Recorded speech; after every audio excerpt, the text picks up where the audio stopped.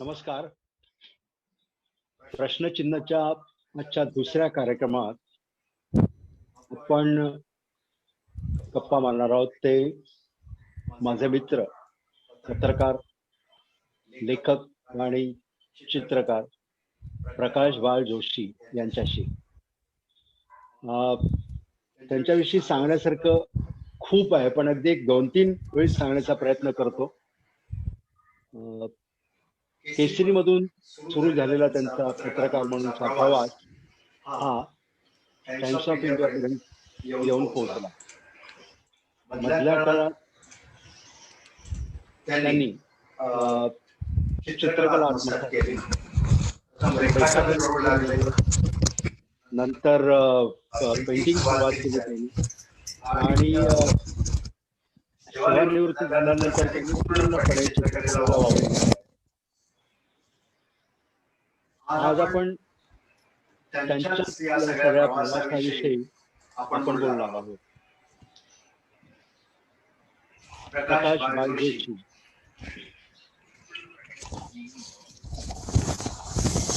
प्रकाश.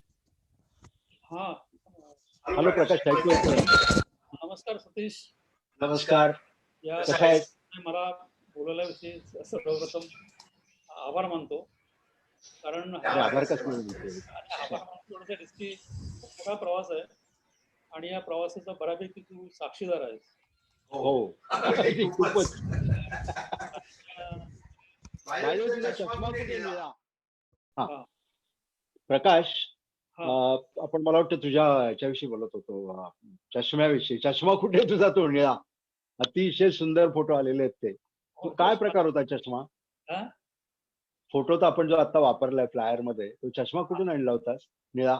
चष्मा मी ते affordable art fair म्हणून सिंगापूरला होतो आणि गेले 3 वर्ष त्याच्यात सहभागी झालोय. तर पहिल्या वर्षी गेलो त्यावेळेस तिथे सहज म्हटलं परत येताना काय बघूया, तर मला तो चष्मा अतिशय आवडला, त्यामुळे तो चष्मा मी येताना बरोबर घेऊन आलो. आणि पलाश भौमिक नाव, चांगला बेस्ट फोटोग्राफर आहे, तोही माझा मित्र आहे आणि तो अधूनमधून माझ्या स्टुडिओमध्ये येत असतो. त्याने 2-3 वेळा सिटिंग्स केलं, म्हणजे 2-3 वेळा मला असं चष्मा लावून तो फोटो काढायला लावला. त्याला म्हणजे माझं जे व्यक्तिमत्व आहे आणि तो फोटो काढून, म्हणजे तो चष्मा लावून काढलेला फोटो, त्याच्यात बरंच अंतर आहे म्हटलं. खूपच अंतर आहे. हो. फोटो फार सुंदर दिसतोय, फोटो फार सुरेख आलाय. नाही, धन्यवाद. त्याच्यातून दिसतं का पण त्या चष्म्यातून? चष्म्यातून काय फारसं दिसत नाही.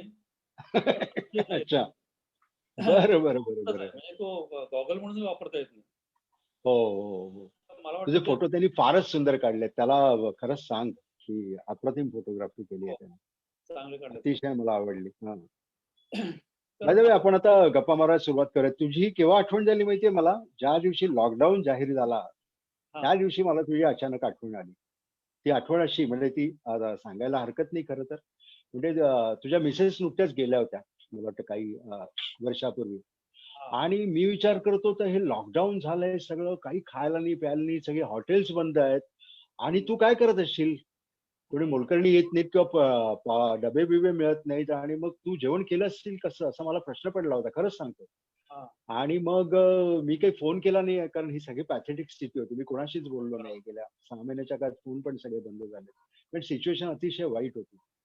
तर आणि मग एक दिवशी तो पोळी लाटल्याचा एक फोटो पाठवला, आठवतंय तुला? स्वतः तू पोळी काढतानाचा फोटो, आणि मग मी तो फेसबुकवर टाकल्यावर बोंबाबोंब झाली होती. खूप छान, आणि खूप लोकांना तो आवडला. तर ही सांगण्यासारखी आठवण की तू कसं हे मॅनेज केलं सगळं त्या काळामध्ये? कारण म्हणजे लॉकडाऊन झाल्यानंतर, ती लॉकडाऊन होतानाच मी एका अवस्थेतून गेलो, कारण त्यावेळेस माझं इजिप्तमध्ये एक रेसिडेन्सीचा प्रोग्राम होता. आणि तो होता 15 मार्च ते 25 मार्च. बर. आणि मी 12 मार्च मध्ये मिळणार होतो. परंतु माझा मुलगा तुषार तो म्हणाला की सध्या त्यावेळेस एवढं काही वातावरण नव्हतं, परंतु तो म्हणाला सुरू झालेला आहे चीनमध्ये वगैरे, आणि इतरतरी पसरतंय, युरोपमध्ये पण आहे, तर तुम्ही इजिप्तला जाऊ नका कार्यक्रमाला. मग त्यांच्या संयोजकांना कुठे फोन केला तर ते म्हणाले तुमच्या इंडियामधले 2-3 डेलिगेशन्स इकडे आलेले आहेत, त्यांचे कार्यक्रम चालू आहेत आणि तसं काही इथे नाहीये. परंतु मग मी ठरवलं की नाही जायचं म्हणून. मला असं वाटतं मी न जाण्याचा निर्णय घेतला तो योग्य घेतला. योग्यच होता. 22 तारखेला आपल्या इकडे लॉकडाऊन सुरू झाला. लॉकडाऊन सुरू झालं. मी जर तिकडे गेलो असतो तर मला वाटतं त्या सगळ्या याच्यामध्ये मी एक 3-4 महिने अडकून पडलो असतो. बापरे. परंतु न गेल्यामुळे ते वाचलो इकडे. परंतु ते डेलिगेशन वाले आले काय? डेलिगेशन वाले अडकले तिकडे 4 महिने. हो. तोपर्यंत एअर इंडियाचं इकडून विमान जाऊन त्यांना आणलं नाही, तोपर्यंत इतर डेलिगेशन जी होती ती अडकली तिकडे. आणि मग त्या ऑर्गनायझर्सनीच पण ती रेसिडेन्सी कार्यक्रम रद्द केला, कारण तिथल्या गव्हर्नमेंटनी व्हिसा देणं बंद केलं. अच्छा. झाला नाही, तो पोस्टपोन झाला. पण आधीची जी म्हणजे नृत्य, नाट्य वगैरे त्याची जी डेलिगेशन होती ती मग तिकडे 4 महिने अडकून पडली, त्यांना यायला वेळ लागला. बरोबर. तर लॉकडाऊन सुरू झाल्यानंतर एक आपण तर माहिती कला म्हणजे मला तर ते रोज, आता मी गेली अनेक वर्ष रोज माझ्या स्टुडिओत जातो. म्हणजे सकाळी काम करतो मी साधारण आवरलं की जातो स्टुडिओमध्ये आणि मग भूक लागेपर्यंत म्हणजे साधारण 2-2:30 पर्यंत स्टुडिओत असतो काम करतो. अच्छा. स्टुडिओ जवळ आहे, पण हे लॉकडाऊन झाल्यामुळे जाता येईना आणि मग तो लॉकडाऊन जसा हळूहळू वाढत गेला तसं मी पण अस्वस्थ होत गेलो की मी जाऊ शकत नव्हतो. तसं घरापासून थोडं लांब आहे आणि काय तो तिथं तो स्टुडिओ आहे तो सगळा असं कमर्शियल एरिया आहे, तो पण बीएमसीने बंद करून टाकलेला होता. नंतर मी विचार केला की नुसतं बसून उपयोग नाही. त्यानंतर मग घरीच मी स्वतःचा एक छोटासा स्टुडिओ म्हणजे माझ्याकडे मी पुण्याची जी हँडमेड इन्स्टिट्यूट आहे तिथून बरेचसे कागद मी पूर्वी आणलेले होते. ते हँडमेड पेपर मी म्हटलं बाहेर काढले आणि चक्क इंक आणि पेन असं घेऊन त्याच्यावर काम सुरू केलं आणि हळूहळू नंतर असं झालं की ते आपण ते शेवटी रंगाशी खेळणे आहेच. रंगाशी खेळण्याच्या काय मजा येत नाही, तर थोडेफार माझ्याकडे ॲक्रिलिक कलर पण होते. मी हळूहळू मग शेवटी त्या कागदांवर ॲक्रिलिक कलर वापरून मग काम सुरू केलं. असं काम सुरू झाल्यामुळे जरा थोडीशी मला म्हणजे एक बरं वाटायला लागलं आणि बाकीचं तर मग सगळं जसं सगळ्यांनाच करायला लागलं लॉकडाऊनच्या पिरियडमध्ये. घरातली सगळीच कामं करायला लागली आणि त्यावेळेस माझा प्रथम त्या किचनमध्ये प्रवेश झाला. शाबास. कारण त्यापूर्वी मी म्हणजे माझी पत्नी मला तिकडे जाऊ देत नसते, कारण मी गेलो की तिकडे खूप पसारा करून ठेवायचो किंवा दूध तापवायला ठेवलं की ते तळून जायचं वगैरे, त्यामुळे तिकडे मला. परंतु माझ्या असं लक्षात आलं की म्हणजे स्वयंपाक करणं ही सुद्धा एक प्रोसेस आहे. म्हणजे आपण जसं चित्रकलेमध्ये आपण एक चित्र काढतो, ते चित्र काढण्यापूर्वी खूप मोठी प्रोसेस आहे. म्हणजे आधी त्या मनात आपलं ती प्रक्रिया चालू असते. त्यानंतर आपण तो कॅनव्हास घेतो, तो सीझन करतो. त्यानंतर मग आपण सगळं जे काही आपल्याला लागणार असतं, आपलं पॅलेट वगैरे ते सगळं तयार करतो आणि त्याच्यानंतर काम करायला सुरुवात करतो. तसं स्वयंपाकघरात सुद्धा फार मोठी प्रोसेस आहे. म्हणजे आपण आतापर्यंत आपण फक्त ते आपल्या ताटात वाढून येतो. म्हणजे जसं आपण प्रदर्शन बघायला जातो त्यावेळेस आपण ते चित्र बघतो, तसं आपल्याकडे ते तयार सगळं आलेलं असतं. पण त्याच्यामागे किती कष्ट आणि किती मोठी प्रोसेस आहे ती या काळात मला कळली. आणि दुसरं असं माझ्या लक्षात आलं की ह्या सगळ्या वातावरणाचा एक परिणाम सुद्धा म्हणजे माझ्यावर एक कलाकार म्हणून आर्टिस्ट म्हणून झाल्याचं मला जाणवतंय की कुठेतरी काहीतरी बदलतंय, कुठेतरी फार वेगळे असे प्रवाह मनामध्ये तयार झालेले आहेत की गेले 5-6 वर्ष तू बघितलं असेल की 5-6 वर्ष मी फक्त निळा रंग घेऊन त्या निळ्या रंगातच काम केलं. म्हणजे मी तो रंगच घेऊन मी माझं काम त्या कॅनव्हासवर करतोय वेगवेगळ्या प्रकाराने. परंतु ह्या कालखंडामध्ये मला त्या निळ्या रंगाबरोबर इतर रंग येताना मला आता हळूहळू जाणवायला लागले. कुठे मध्येच लाल येतो, पिवळा येतो. हे पहिल्या प्रथम माझ्या आता कामामध्ये ते यायला लागलेलं मला दिसतं.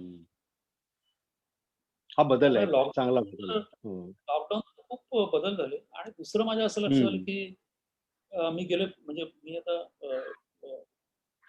या माझ्या चित्रकला म्हणजे दोन्ही म्हणजे चित्रकला आणि माझं लिखाण सुद्धा मी काय माहिती जवळजवळ क्रिएटिव्ह लिखाण जे आहे पत्रकार म्हणून ते आपलं फॉर्म्युला 69 ते काम असतं. म्हणजे ती आपली साचेबंद अशी जी भाषा असते, विचार असतो आणि एक मांडणी असते. म्हणजे तो जो ट्रँगल असतो तो त्या पद्धतीने ते मांडायला लागतं. परंतु क्रिएटिव्ह लिखाण आणि क्रिएटिव्ह व्हिज्युअल हा फार वेगळ्या प्रोसेसेस आहेत. परंतु या दोन्ही माझ्या चालू होत्या आणि ह्या सगळ्या प्रवासामध्ये मला तंत्रज्ञानाचा खूप उपयोग झाला. म्हणजे मला अजून आठवतं मी त्यावेळेस टाइम्समध्ये होतो आणि 89च्या आसपास असेल किंवा त्या जवळपास टाइम्स ऑफ इंडियात पहिला प्रथम त्यांनी कॉम्प्युटर इंट्रोड्यूस करायला सुरुवात केली. तर त्यावेळेस मी BUCचा अध्यक्ष वगैरे होतो. म्हणजे त्या ट्रेड युनियन मुवमेंटमध्ये सगळं चालू होतं. त्यामुळे आम्ही कॉम्प्युटरला विरोध केला सुरुवातीला. कॉम्प्युटर नको.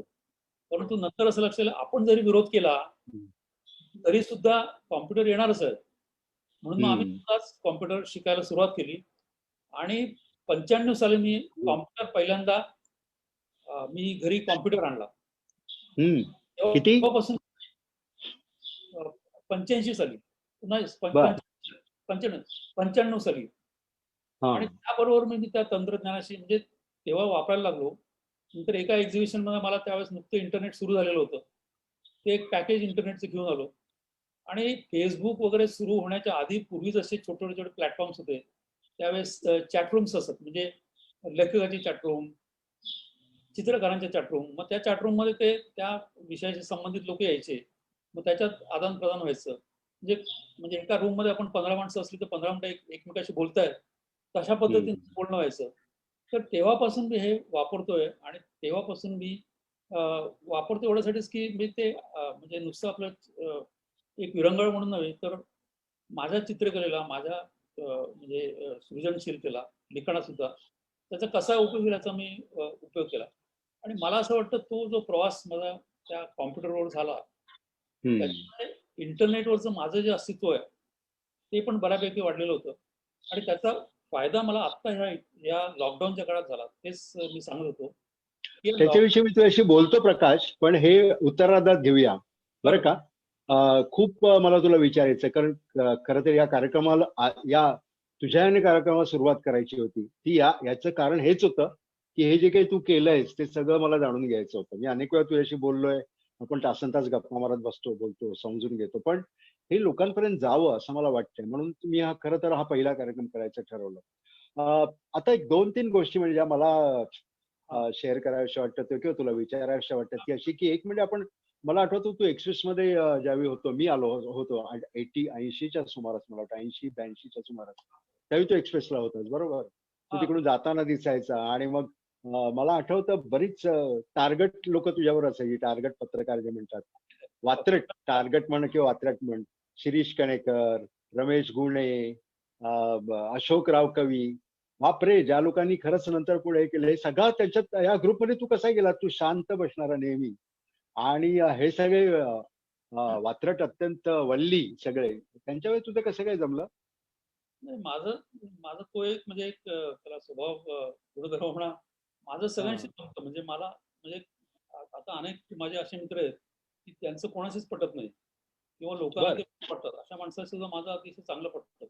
कारण मी त्याच्याकडे माणूस म्हणून बघतो, तो समजून घ्यायचा प्रयत्न करतो. म्हणजे माझ्यातला जो लेखक आहे किंवा जो पण आहे, तो सृजनशील आहे, तो त्याला समजून घेण्याचा प्रयत्न करतो. त्यामुळे मला कुठलं म्हणजे अगदी म्हणजे आता पत्रकारिता करताना आणि या सगळ्या प्रवासामध्ये म्हणजे अगदी इंदिरा गांधींपासून ते अगदी म्हणजे अंडरवर्ल्ड मधली माणसं या सगळ्यांशी मी समजून घेण्याचा प्रयत्न केला. ती एक फार मोठी प्रोसेस होती आणि त्याचा कुठेतरी मला लिहिण्यामध्ये आणि माझ्या या म्हणजे चित्रकार म्हणून सुद्धा काम करताना मला ते समजून घेणं जे होतं, ते समजून घेणं खूप मला असं वाटतं या सगळ्या प्रवासात मला फार उपयोगी पडलं. नक्कीच, नक्कीच. त्या ह्याच्यातूनच मला वाटतं गेटवे सारखं पुस्तक तू लिहिलं असावं, लेख वगैरे हे सगळे जे.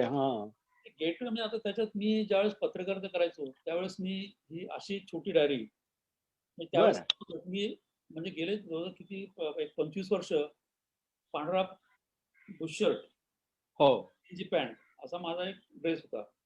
बरोबर. आणि म्हणजे मला जेव्हा माझं सगळं संपल्यानंतर विधिमंडळ वार्ताहर संघाने मला जेव्हा समारोप करून मला सांगितलं, ठीक आहे तुमची आता कार, तर त्या भाषणामध्ये महाराष्ट्र टाइम्सचे सहसंपादक आणि आपले मित्र सगळे प्रकाश अकोलकर त्यांनी भरसक विचारलं की हे फक्त हाफ शर्ट तोही पांढरा सतत वर्षानुवर्ष वापरण्याचं कारण काय? मी काय फार त्याला म्हटलं, बाबा तसं मलाही काही नक्की माहित नाही, पण माझा हा आवडता रंग आहे, म्हणजे मी हँडलूम किंवा खादी असं दोनपैकी ते वापरायचो. तर त्यावेळेस म्हणजे असं चाललं होतं की ज्यावेळेस आता मला हा पांढरा रंग असला तरी पांढरा रंग हा सगळ्या रंगांचं मिश्रण करून तो पांढरा बनतो. विरुद्ध पांढरा असतो तसा आता ही पत्रकारितेची कवच कुंडलं जी आहे ती एकदा मी काढून ठेवली. माझ्या अंतरंगातले जे रंग आहेत ते रंग मग मी पुढे मांडीन, म्हणजे असं एक त्यावेळेस माझ्या मनात आलेलं होतं.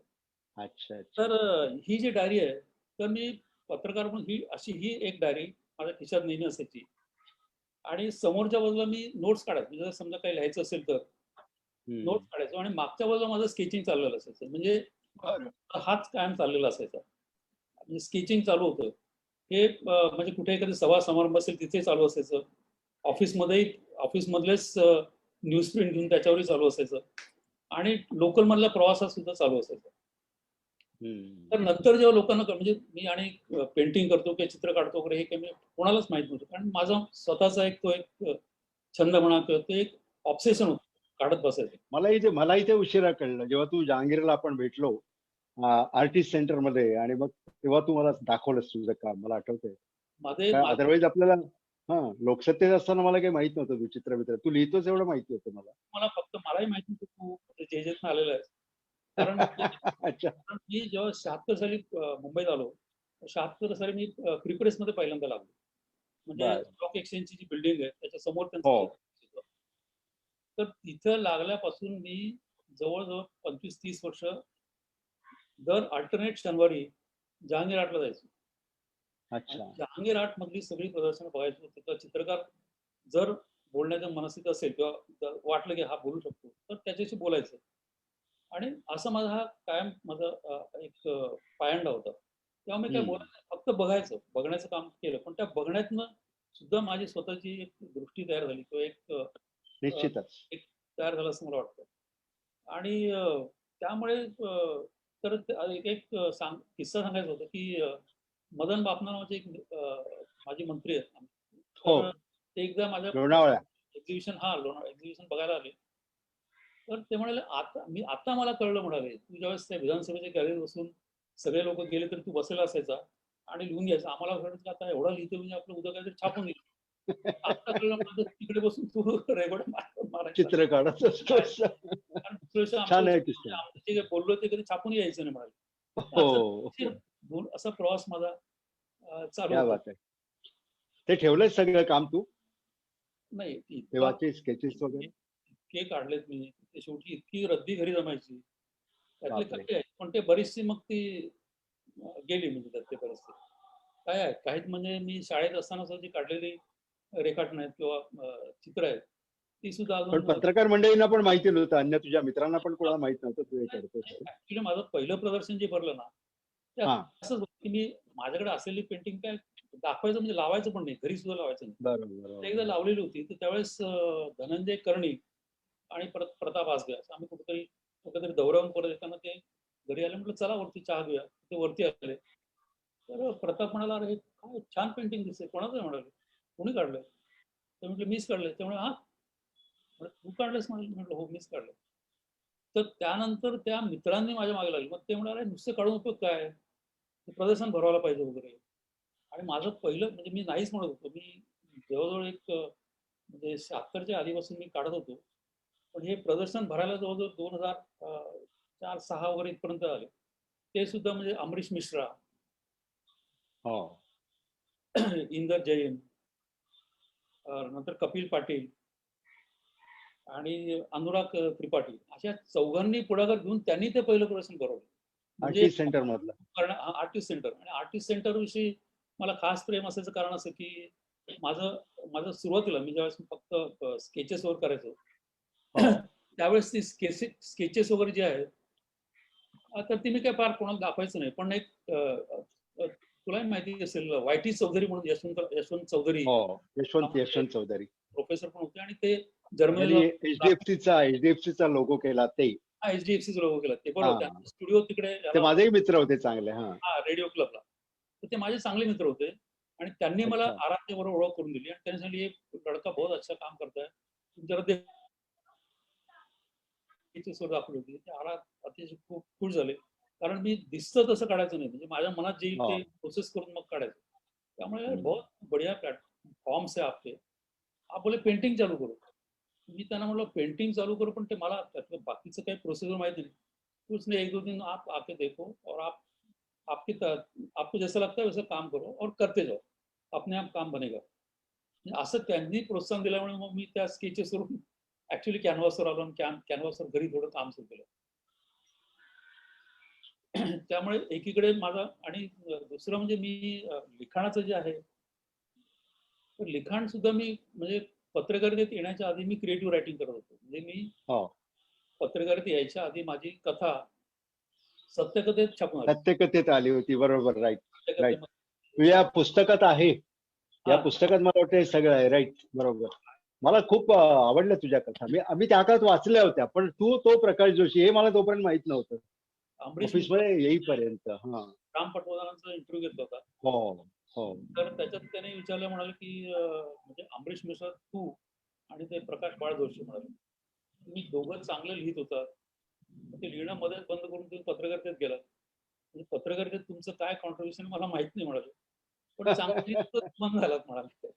खूप तर छान. देखील माझं कसं झालं, की मी म्हणजे असं बसून लिहिलं असं कधी केलं नाही. जेव्हा मला सुचलं म्हणजे जसं म्हणजे माझ्या कथा सुद्धा ज्या आहेत त्या सुद्धा म्हणजे काही अर्थाने त्या ॲब्स्ट्रॅक्ट आहेत.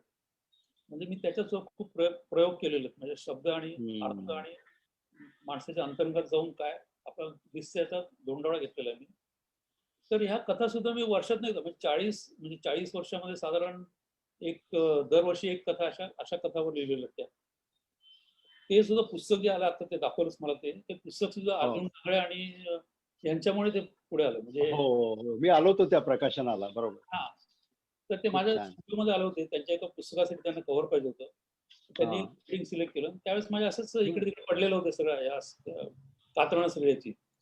तर हे म्हणाले, "काय कोण लिहिलंय?" म्हटलं, "मीच लिहिलंय." तर बसून त्यांनी एक वाचलं. फार सुंदर आहे ते. बाकीचं आणा इकडे. असं करून त्यांनी त्या सगळ्या वाचल्या. त्यांनी वाह! 15 पानाचं प्रस्तावना लिहिली. आणि मग महेश भारतीय यांनी त्यांच्या प्रकाशनातर्फे ते पुस्तक प्रसिद्ध केलं. नाहीतर त्या कथा अशाच म्हणजे काय पडून फारसं राहिल्या. बरोबर. पडून राहिल्या असत्या अशाच. म्हणजे असं म्हणजे माझं जे काही मी काम करत राहिलो आणि पुढे म्हणजे त्यातनं मला प्रोत्साहन मिळालं. ह्याला माझे सगळे मित्रमंडळी आणि त्यातले जाणकार हेच तसं म्हटलं तर कारणीभूत. मला एक सारखं तुझ्याविषयी कुतूहल आहे, की आता तुझ्या मिसेसचा उल्लेख निघाला म्हणून मला आठवतं. रॉय केणीकरांचं तू जावई, राइट? हां, रायगड. हां, रॉय केणीकर. रॉय केणीकरांविषयी मला भयंकर आकर्षण होतं एकेकाळी आणि मी भक्तच होतो त्यांचा. म्हणजे त्यांचे अंक बघणं, त्यांनी लिहिलेलं वाचणं आणि त्यांनी जे काही गोंधळ घातले ते मला भयंकर आवडायचे. तुझ्या बाबतीत असा काही किस्सा आहे का रे? रॉय केणीकरांचा चमत्कारिक एकदम? म्हणजे कसं मी मुंबईला जेव्हा आलो त्यावेळेस मी नेहरू नगरमध्ये कुर्ल्याला नेहरू नगरमध्ये राहत होतो. हो, हो. आणि नेहरू नगर ते त्यावेळेस म्हणजे मुंबईतलं सांस्कृतिक केंद्र होतं. म्हणजे दिनकर कामगार बरोबर. रंगोलीचे सगळेच. हो. अरुण साधू. त्याच बिल्डिंगमध्ये मी राहत होतो. अच्छा. बरं. तर तिथे तर त्यामुळे त्यावेळेस ते कधी-कधी म्हणजे म्हणजे लग्नाच्या आत म्हणजे म्हणजे त्या किणीकर फॅमिलीत सगळ्यात प्रथम मला माझी त्यांच्यावर ओळख झाली. त्याच्यानंतर अनिल किणीकर म्हणजे जो नंतर माझा बरं. त्याची ओळख झाली. हो. रॉय किणीकर म्हणजे भन्नाटच म्हणत होते. म्हणजे ते त्यांचं भन्नाट माणूस. त्यांचं काय म्हणजे आणि थोडंसं म्हणजे कुठलाच व्यवहार नाही किंवा कुठलंही काही मनात न ठेवता त्यांचं ते चालू असायचं. तशा अनेक कथा आता म्हणजे आहे. पण ते तसं प्रचंड दंतकथा म्हणता येतील. दंतकथा, हां, आख्यायिका. आख्यायिका टाइपच आहे. तर त्यावेळेस मी जे काढायचो म्हणजे स्केचेस वगैरे त्यावेळेस ते ते पण मला म्हणायचे, की "तुम्ही हे असं कागदावर कशाला काढतोस?" म्हणाले. "चांगलं व्यवस्थित काढ म्हणजे त्याचं ते प्रदर्शन वगैरे भरवता येईल वगैरे." पण मी त्यावेळेस ते फारसं म्हणजे मनावर घेतलेलं नव्हतं. तर त्यांचं असं होतं, की ते बोलता-बोलता त्यांचा म्हणजे फार मोडी स्वभाव होता.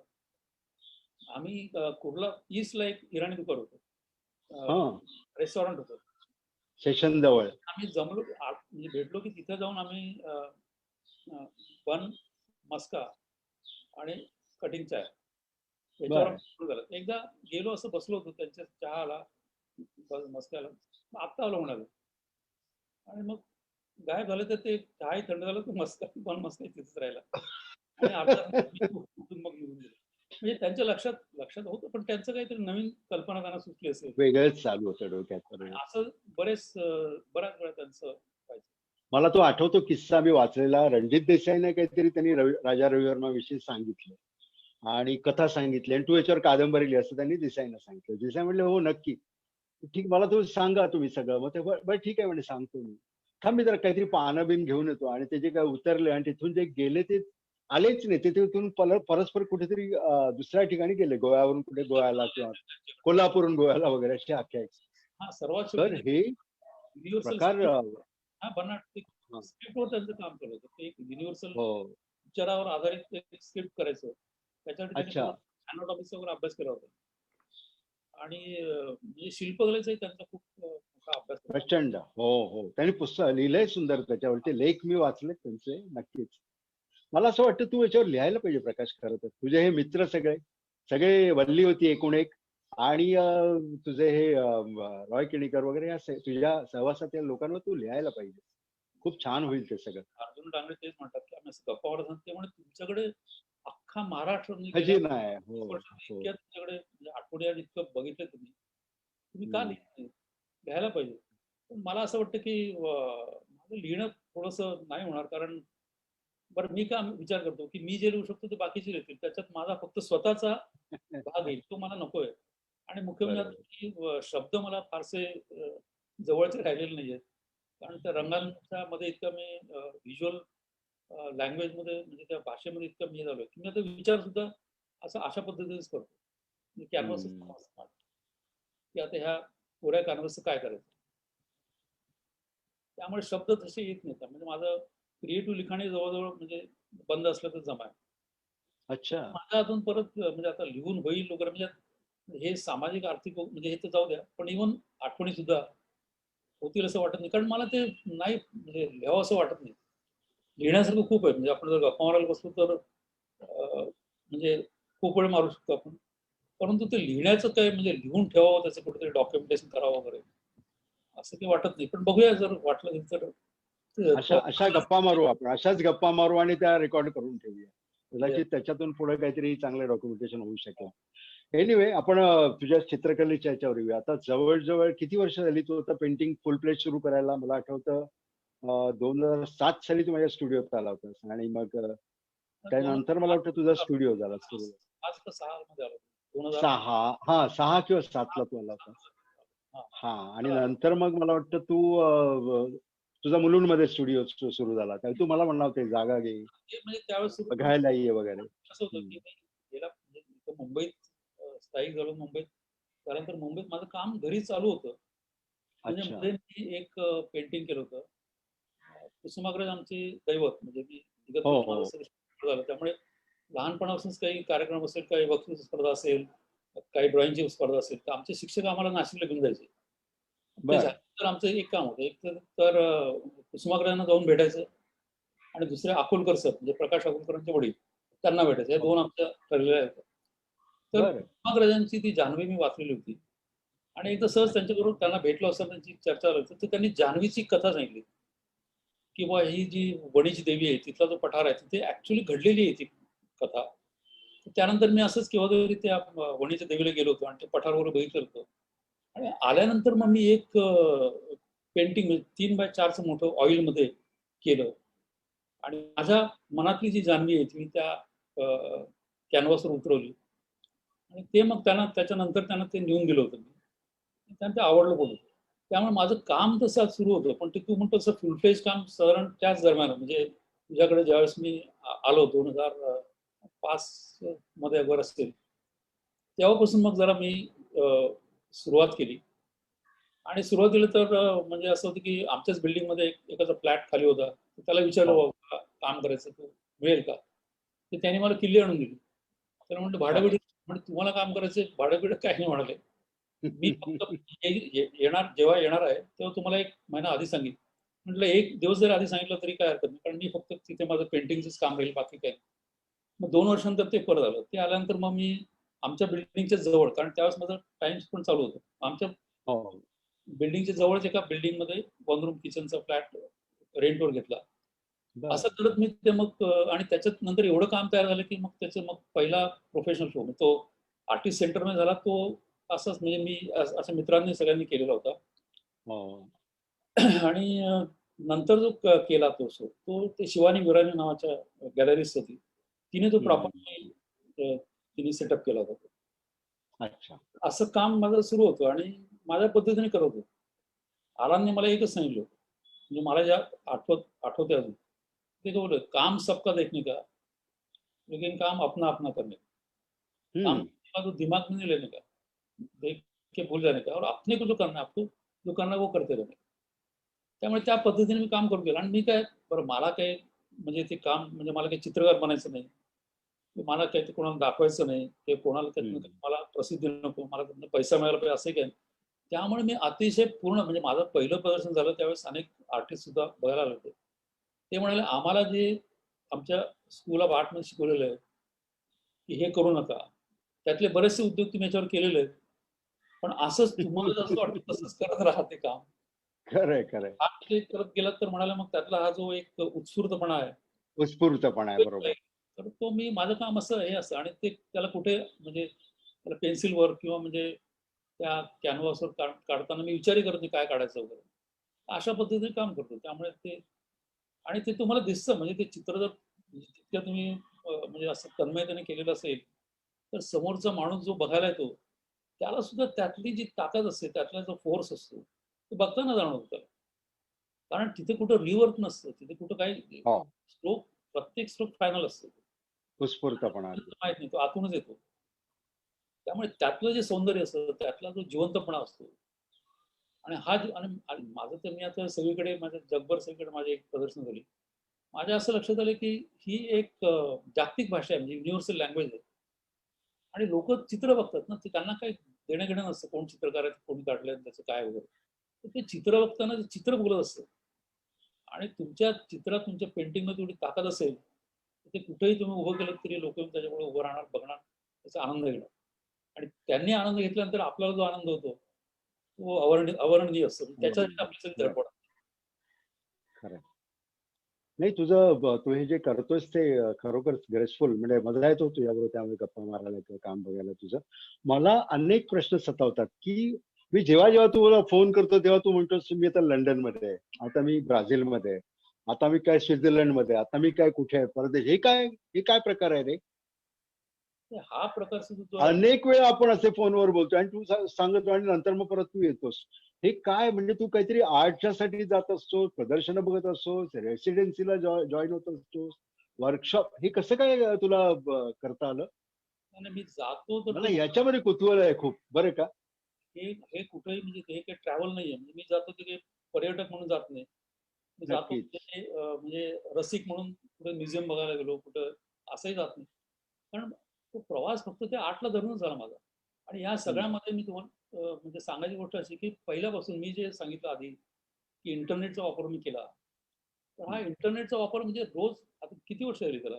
ते जरा विस्ताराने सांग ना, हे सगळं मला आवडेल ऐकायला. आणि हे लोकांपर्यंत जावं, तू जे काही केलंयस ना ते वेगळं आहे सगळं. आणि हे लोकांपर्यंत जावं, विशेषतः चित्रकार लोकांपर्यंत, चित्रकार मंडळींपर्यंत जावं, क्रिएटिव्ह काम करणाऱ्या लोकांपर्यंत जावं आणि कशा पद्धतीने तू एक स्वतःचं विश्व उभं केलंयस हे त्यांच्यापर्यंत पोहोचवावं. हा एक मूळ उद्देश होता हा कार्यक्रम सुरुवातीला करण्यामागे. तर तू विस्ताराने सांग. मी जिथे मला आवश्यक वाटेल तिथे मी तुला हे करीन, प्रश्न विचारेन. सुरुवातीला जसं सांगितलं, की मी सुरुवातीपासून या इंटरनेटचा म्हणजे मला असं वाटतं मी जेव्हापासून सिरियसली याचा विचार करायला लागलो, हो. तेव्हा ते तंत्रज्ञान सुद्धा हळू-हळू विकसित होत गेलं आणि मी त्याचा पूर्ण उपयोग केला. म्हणजे मी ज्यावेळेस कामावरून परत यायचो, म्हणजे दिवसभर काम हां, म्हणजे 11-12 वाजता निघाल्यानंतर परत रात्री 10-10:30 नंतर मी रोज 1 तास इंटरनेटवर असायचो. मग त्यावेळेस तर ती अच्छा. त्याची हे पण नसायची. त्यावेळेस मी जेव्हा हो. वापरायचो, तेव्हा तर त्याच्यावर व्हिज्युअल्स पण नव्हती. त्याच्यावर फक्त टेक्स्ट हो. होतं. त्या हो. कॉम्प्युटरवर इंटरनेटवर फक्त टेक्स्ट असायचं. म्हणजे Yahooच्या सर्च इंजिनमध्ये फक्त टेक्स्ट फाइल्स असायच्या. त्यावेळेस बायनरी फाइल्स, व्हिज्युअल फाइल्स पण नसायच्या त्या. तर तेव्हापासून मी वापरतोय ते कॅसेट वापरतोय. मी जाऊन तिथे काही चिट करत नाही किंवा कोणाला काहीतरी आपलं हाय, हॅलो, कसं काय चाललंय असं काही. पूर्णपणे आणि फक्त आर्टला वाहिलेलं. म्हणजे हम्म. आर्ट्समध्ये जेवढं असेल तेवढं. आणि ते करत मी अनेक माझे म्हणजे या गेल्या म्हणजे काही लोक जे माझे चॅट रूममध्ये आर्टिस्ट मित्र होते. ते नंतर मी जसा Facebookवर आलो तसं ते पण Facebookवर आले. असं करत माझा तो एक जो एक परिवार होता म्हणजे चित्रकलेचा परिवार. तो परिवार मी त्या इंटरनेटवरच वापरत गेलो, वाढवत गेलो. आणि माझ्या असं लक्षात आलं, की बरं आता तर आज तर अशी परिस्थिती आहे, की जगातलं कुठलंही एक म्युझियम असं नाही, जगातली कुठली एक गॅलरी अशी नाही, जगातला कुठलाही एक असा आर्टिस्ट नाहीये, की जो आज इंटरनेटवर नाहीये. तुम्ही हम्म. बसल्या-बसल्या करू शकता. तर मी त्यातनं बरं दुसरं असं आहे, की मी कनेक्ट झाल्यानंतर आता Facebookवर समजा एखादा आर्टिस्ट आहे, तर मी त्याचं नुसतं चित्र बघितलं आणि त्याला येस म्हटलं, "वाह! फार छान." असं नाही, तर त्याच्याबरोबर तुम्ही बरं माझा प्रवास झाला, की त्याच्यातनं मला कुठं संधी आहे उपलब्ध हे मला कळायला लागलं. आणि तिथं बरं ते पण काही तुम्हाला प्रत्यक्ष पाठवायची काही गरज नसते. आता समजा आता तर ते तुम्ही इमेजेस पाठवू शकता. इमेज त्यांना आवडली तर ते सांगतात ऍक्सेप्टेड. नंतर मग तुम्हाला तुमचं काही काम असेल. सुरुवातीला तर मी जी मिनेसोटा युनिव्हर्सिटीमध्ये त्यांचं एक वॉटर रिसोर्सवर एक त्यांनी कॉम्पिटिशन घेतली होती आणि त्याच्यात मी पाठवलं त्यांना. आणि ते साधं A4 साईजचं काम होतं. ते माझं पहिलं इंटरनॅशनल, ते त्यांच्या एक्झिबिशनला जाऊन तिथे युनिव्हर्सिटीत लागलं ते. त्याचे त्यांनी फोटो पाठवलं मला. त्याचा मला काही खर्च आला नाही. फक्त ते मला ते कुरिअरनी त्यांना पाठवायला लागलं. असं करत हळूहळू मग मी एकेका ह्याच्यात भाग घ्यायला लागलो. त्याच्यानंतर मग लास वेगसला एक एक्झिबिशन होतं. South Nevada art museum of modern art, museum of modern art. तर त्यांनी एक अशी कॉम्पिटिशन ठेवली होती. त्या कॉम्पिटिशनमध्ये भाग घेतला. तिथं पाठवलं सगळं. आणि त्यातले 2 पेंटिंग जे आहेत, ती 2 पेंटिंग्स त्यांच्या परमनंट कलेक्शनमध्ये ठेवून घेतली. म्हणजे कुणी जरी आपला आता गेलो आपण तिकडे तरी आपल्याला ते पेंटिंग बघायला मिळतील. असा हळूहळू मी प्रवास एक पाऊल टाकत बरं याच्यात मी मला म्हणजे कुठेही मी म्हणजे सहकार्य सगळ्यांचं मला म्हणजे तुझ्यापासून सगळ्यांचं सहकार्य मिळालं. पण माझी वाट मी निवडत गेलो आणि माझं असं लक्षात आलं की इंटरनेटचा वापर तुम्ही करता म्हणजे एक 15-20 वर्षापूर्वी जे मी आता करू शकलो ते जर मी एक 80 साली सुरू केलं असतं तर मला जमलं नसतं म्हणजे मला तो ऍक्सेस मिळाला नसता. माझं काम दाखवायची संधी मिळाली असती. आज तर अवस्था अशी की तुम्ही नवा पैसा खर्च न करता तुमचं काम लोकांना दाखवू शकता ना. म्हणजे जोपर्यंत तुम्ही तुमचं काम करताय तोपर्यंत तुम्ही अलिप्त राहणं किंवा एक आयसोलेट होणं हे ठीक आहे. परंतु इथं काम झाल्यानंतर काम जर ते लोकांपर्यंत पोहोचत असेल तर आज तुम्हाला असंख्य संध्या उपलब्ध आहेत. तर त्याचं वापरलं पाहिजे. पण कसं होतं की मी जर विचार केला असेल बाबा मला त्याच्यातनं इमिजिएट मला त्यातनं रिटर्न पाहिजे किंवा मला त्याचा सेल आणि परचेस याच्यात जर तुम्ही गेलात तर काय होत नाही. ते तुम्हाला जर ते तुमचं काम असेल ते काम तुमचं तुम्हीच प्रमोट करायला पाहिजे. मी पॅरिसला असताना तिथे आर्ट कम्युनमध्ये गेलो होतो. तिथे बरेच यंग आर्टिस्ट बरे त्यांच्याशी चर्चा केली. तर तिथे मला एक 24 वर्षाची तरुणी होती, आर्टिस्ट होती ती. ती भेटली. तिने मला जे सांगितलं ना ते मला पुढच्या माझ्या प्रवासात उपयोग पडलं. ती म्हणाली की मी त्यांच्याकडे कसं की ते एकदा ग्रॅज्युएट वर झाल्यानंतर बाहेर पडतात ते देऊन. ती म्हणाली मी फक्त माझ्या कलेवर जगते. त्यामुळे मी माझा जो दिवसाचा वेळ आहे त्यातला मी फक्त 30% वेळ हा माझ्या क्रिएटिव्ह कामाला देते आणि उरलेला सगळा वेळ मी माझं काम प्रमोट करण्यासाठी करते. तर आपल्याकडे कसं आहे म्हणजे आपला एक मराठी मनोवृत्ती किंवा एक जनरल असं आहे की आपण आपल्या कामाविषयी बोलायचं नाही. तुमचं तुम्ही फार कौतुक करू नका. पण तुमचं कामच दाखवलं नाही लोकांना. तुम्ही जर मला तुम्ही काम करून ठेवलेलं आहे ते लोक येतील बघतील मग त्याचं काय व्हॅल्यू असं होत नाही. त्या मुलीने सांगितलं की 70% तेव्हा माझ्या असेल खरं आहे की नुसतं काम करत राहून म्हणजे काम तर करायलाच पाहिजे पण ते काम प्रमोट पण करायला पाहिजे. पण प्रमोट म्हणजे काय ते नुसतं असं काहीतरी बाबा माझं काम फार चांगलं आहे वगैरे असं सांगणं वगैरे नाही. पण कलेची ज्यांना जाण आहे कलेची ज्यांना समज आहे अशा लोकांपर्यंत तर ते काम गेलं पाहिजे. आणि मला असं वाटतं त्याच्यासाठी आता सध्या तर जे सोशल मीडियम आता मग अनेक मीडियम्स आहेत म्हणजे ट्विटर आहे, फेसबुक आहे, तर असे अनेक प्लॅटफॉर्म्स आहेत. त्या प्लॅटफॉर्मचा आपण वापर केला पाहिजे. आणि इंटरनेटवर तुम्हाला माहिती मिळतं ना तिकडे वेबसाईट्स आहेत की ज्या तुम्हाला सांगतात की आता येणाऱ्या आणि इथे आर्टमध्ये आपल्याला कल्पना आहे की अतिशय प्लॅनिंगने चालतं. म्हणजे पुढच्या वर्षात 2 वर्षानंतर जे होणारे एक्झिबिशन्स असतात त्याची तयारी आत्तापासून होते. त्याच्यात तुम्हाला जर भाग घ्यायचा असेल तर तुम्हाला त्यासाठी आतापासून तयारी करायला लागते. आतापासून काम करून त्यांना द्यायला लागतं. माझं फ्रान्समध्ये 2 महिन्याचं एक्झिबिशन होतं. त्याच्यात मी 24 कामं नेली तिकडे. 24 पेंटिंग साईज. तर त्यावेळेस मला जो अनुभव आला ना तो मला पूर्ण माझ्या पुढच्या प्रवासात उपयोगी पडला. कारण तिथले ज्यांनी ऑर्गनाईज केलं होतं त्यांनी मला सांगितलं की 3 महिने आधी तुमच्या इमेजेस पाठवा. 3 महिने इमेजेस आल्यानंतर त्यांनी त्या इमेजेस त्यांचे जे आर्ट कलेक्टर्स होते त्या सगळ्यांना त्या कामाच्या इमेजेस आणि आर्टिस्ट कोण काय त्याचं थिंकिंग काय त्याचं कशा पद्धतीने काम करतो हे त्यांना पाठवलं. त्यानंतर ज्यांना ते आवडलं की त्यांना त्याच्यात थोडासा रस वाटला ते लोक मग त्या इनॉग्रेशनला त्या एक्झिबिशनचे आले. एक्झिबिशन झाल्यानंतर दुसरे दोन दिवस त्यांनी मीट द आर्टिस्ट नावाचा प्रोग्राम असतो. 2 दिवस त्यांनी मीट द आर्टिस्ट.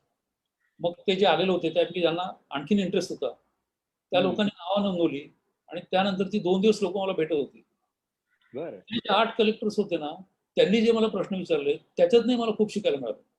बरं. आपण कसं आहे की आपण समजा आता एखादं एक्झिबिशन असेल आपण असतो तिकडे, लोक आल्या आपल्याकडे पहिल्यांदा आल्यानंतर विचार हे काय म्हणून, हे आम्हाला समजलं नाही. अर्थ काय, त्याचा अर्थ काय? म्हणजे तुम्ही काय याचा अर्थ काय, हे काय कळत नाही, सांगा वगैरे. तर तिकडे ते जे विचारायला आले होते, अर्थात ते हाच प्रश्न पण ते वेगळ्या पद्धतीने, म्हणजे अर्थात त्यांच्याकडे एज्युकेशन आहे, आपल्याकडे थोडा वेळ आहे. एज्युकेशन आहे. हो. तर ते सगळं विचार, म्हणजे ते तुमची प्रोसेस जाणून घ्यायची, तुम्ही कसं केलंय, तुमच्या मागचं त्याचं थिंकिंग काय. तर हे जर प्रोसेस मधून मी गेल्यामुळे माझ्या चटकन लक्षात आलं की हे असं असं करायला पाहिजे किंवा काम अशा पद्धतीने करायला पाहिजे आणि काम केल्यानंतर ते अशा पद्धतीने दाखवायला पाहिजे. मला असं वाटतं हे जे अनुभव मला आले आणि त्याच्यानंतर मी बघितलं की आपल्याकडची गॅलरी सिस्टीम जी आहे ना, ती आता कशी आहे त्याविषयी मी काही फार बोलत नाही, परंतु म्हणजे त्याच्यामध्ये आर्टिस्टला प्रमोट करणं की आर्टिस्टला सांभाळणं वगैरे हा भाग नाहीये तिकडे. तर त्यामुळे प्रत्येकाला स्वतःलाच करायला पाहिजे की कोणी तुमची गॅलरी तुमचं काम तुम्हाला प्रमोट करणार नाही.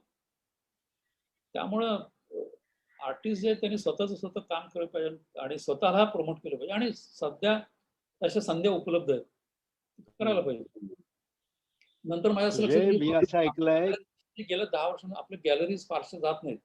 गेली तरी एखादी मोठी गॅलरी असते तिकडे परदेशात जाते, ते पण टॉपचे आर्टिस्ट असतात जे सेलेबल असतात त्यांचं काम घेऊन जातात. मग आता बाकीच्या लोकांनी काय करायचं? मी बघितलं कोण गॅलरी जात नाही आणि ह्या मोठ्या एक्झिबिशन्स मध्ये without gallery you cannot enter, म्हणजे तुम्ही एक इंडिव्हिज्युअल जाऊ शकत नाही.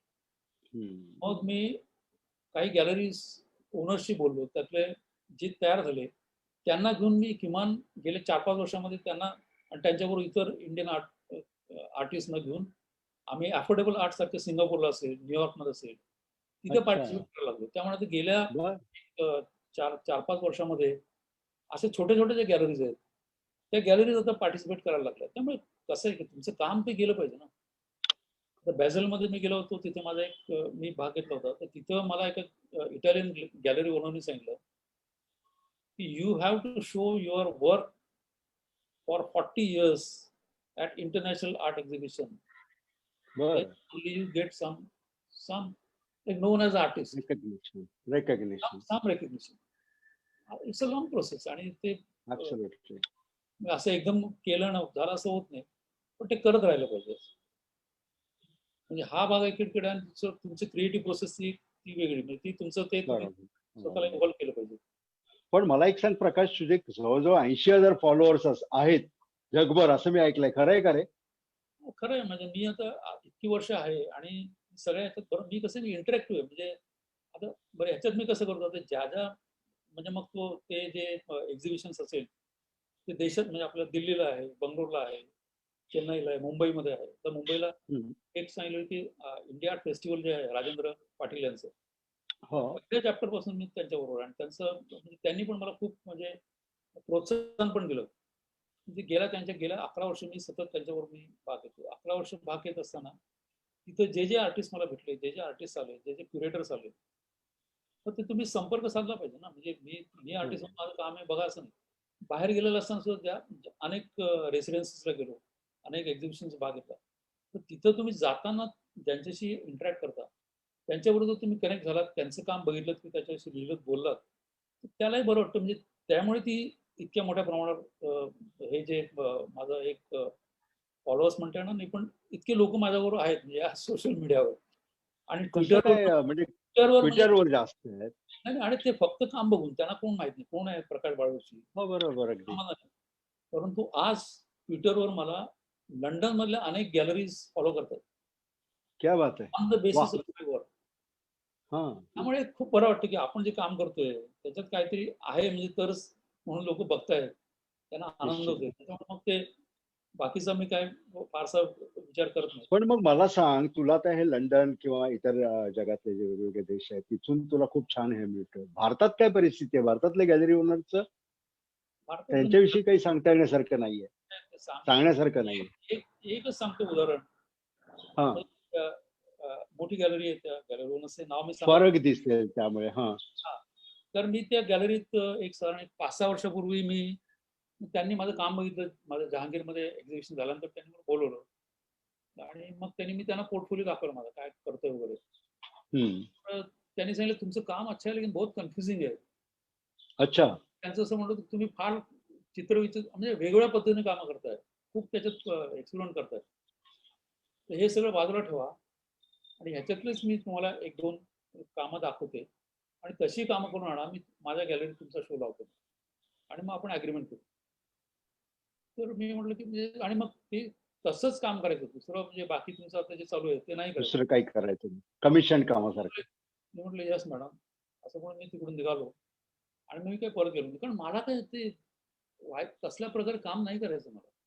म्हणजे माझ्या मनात मला जे प्रयोग करायचे आहेत, ते मी केले नाही तर मी कशासाठी मला काय म्हणजे तर मग मला त्यातनं आनंदही मिळणार नाही.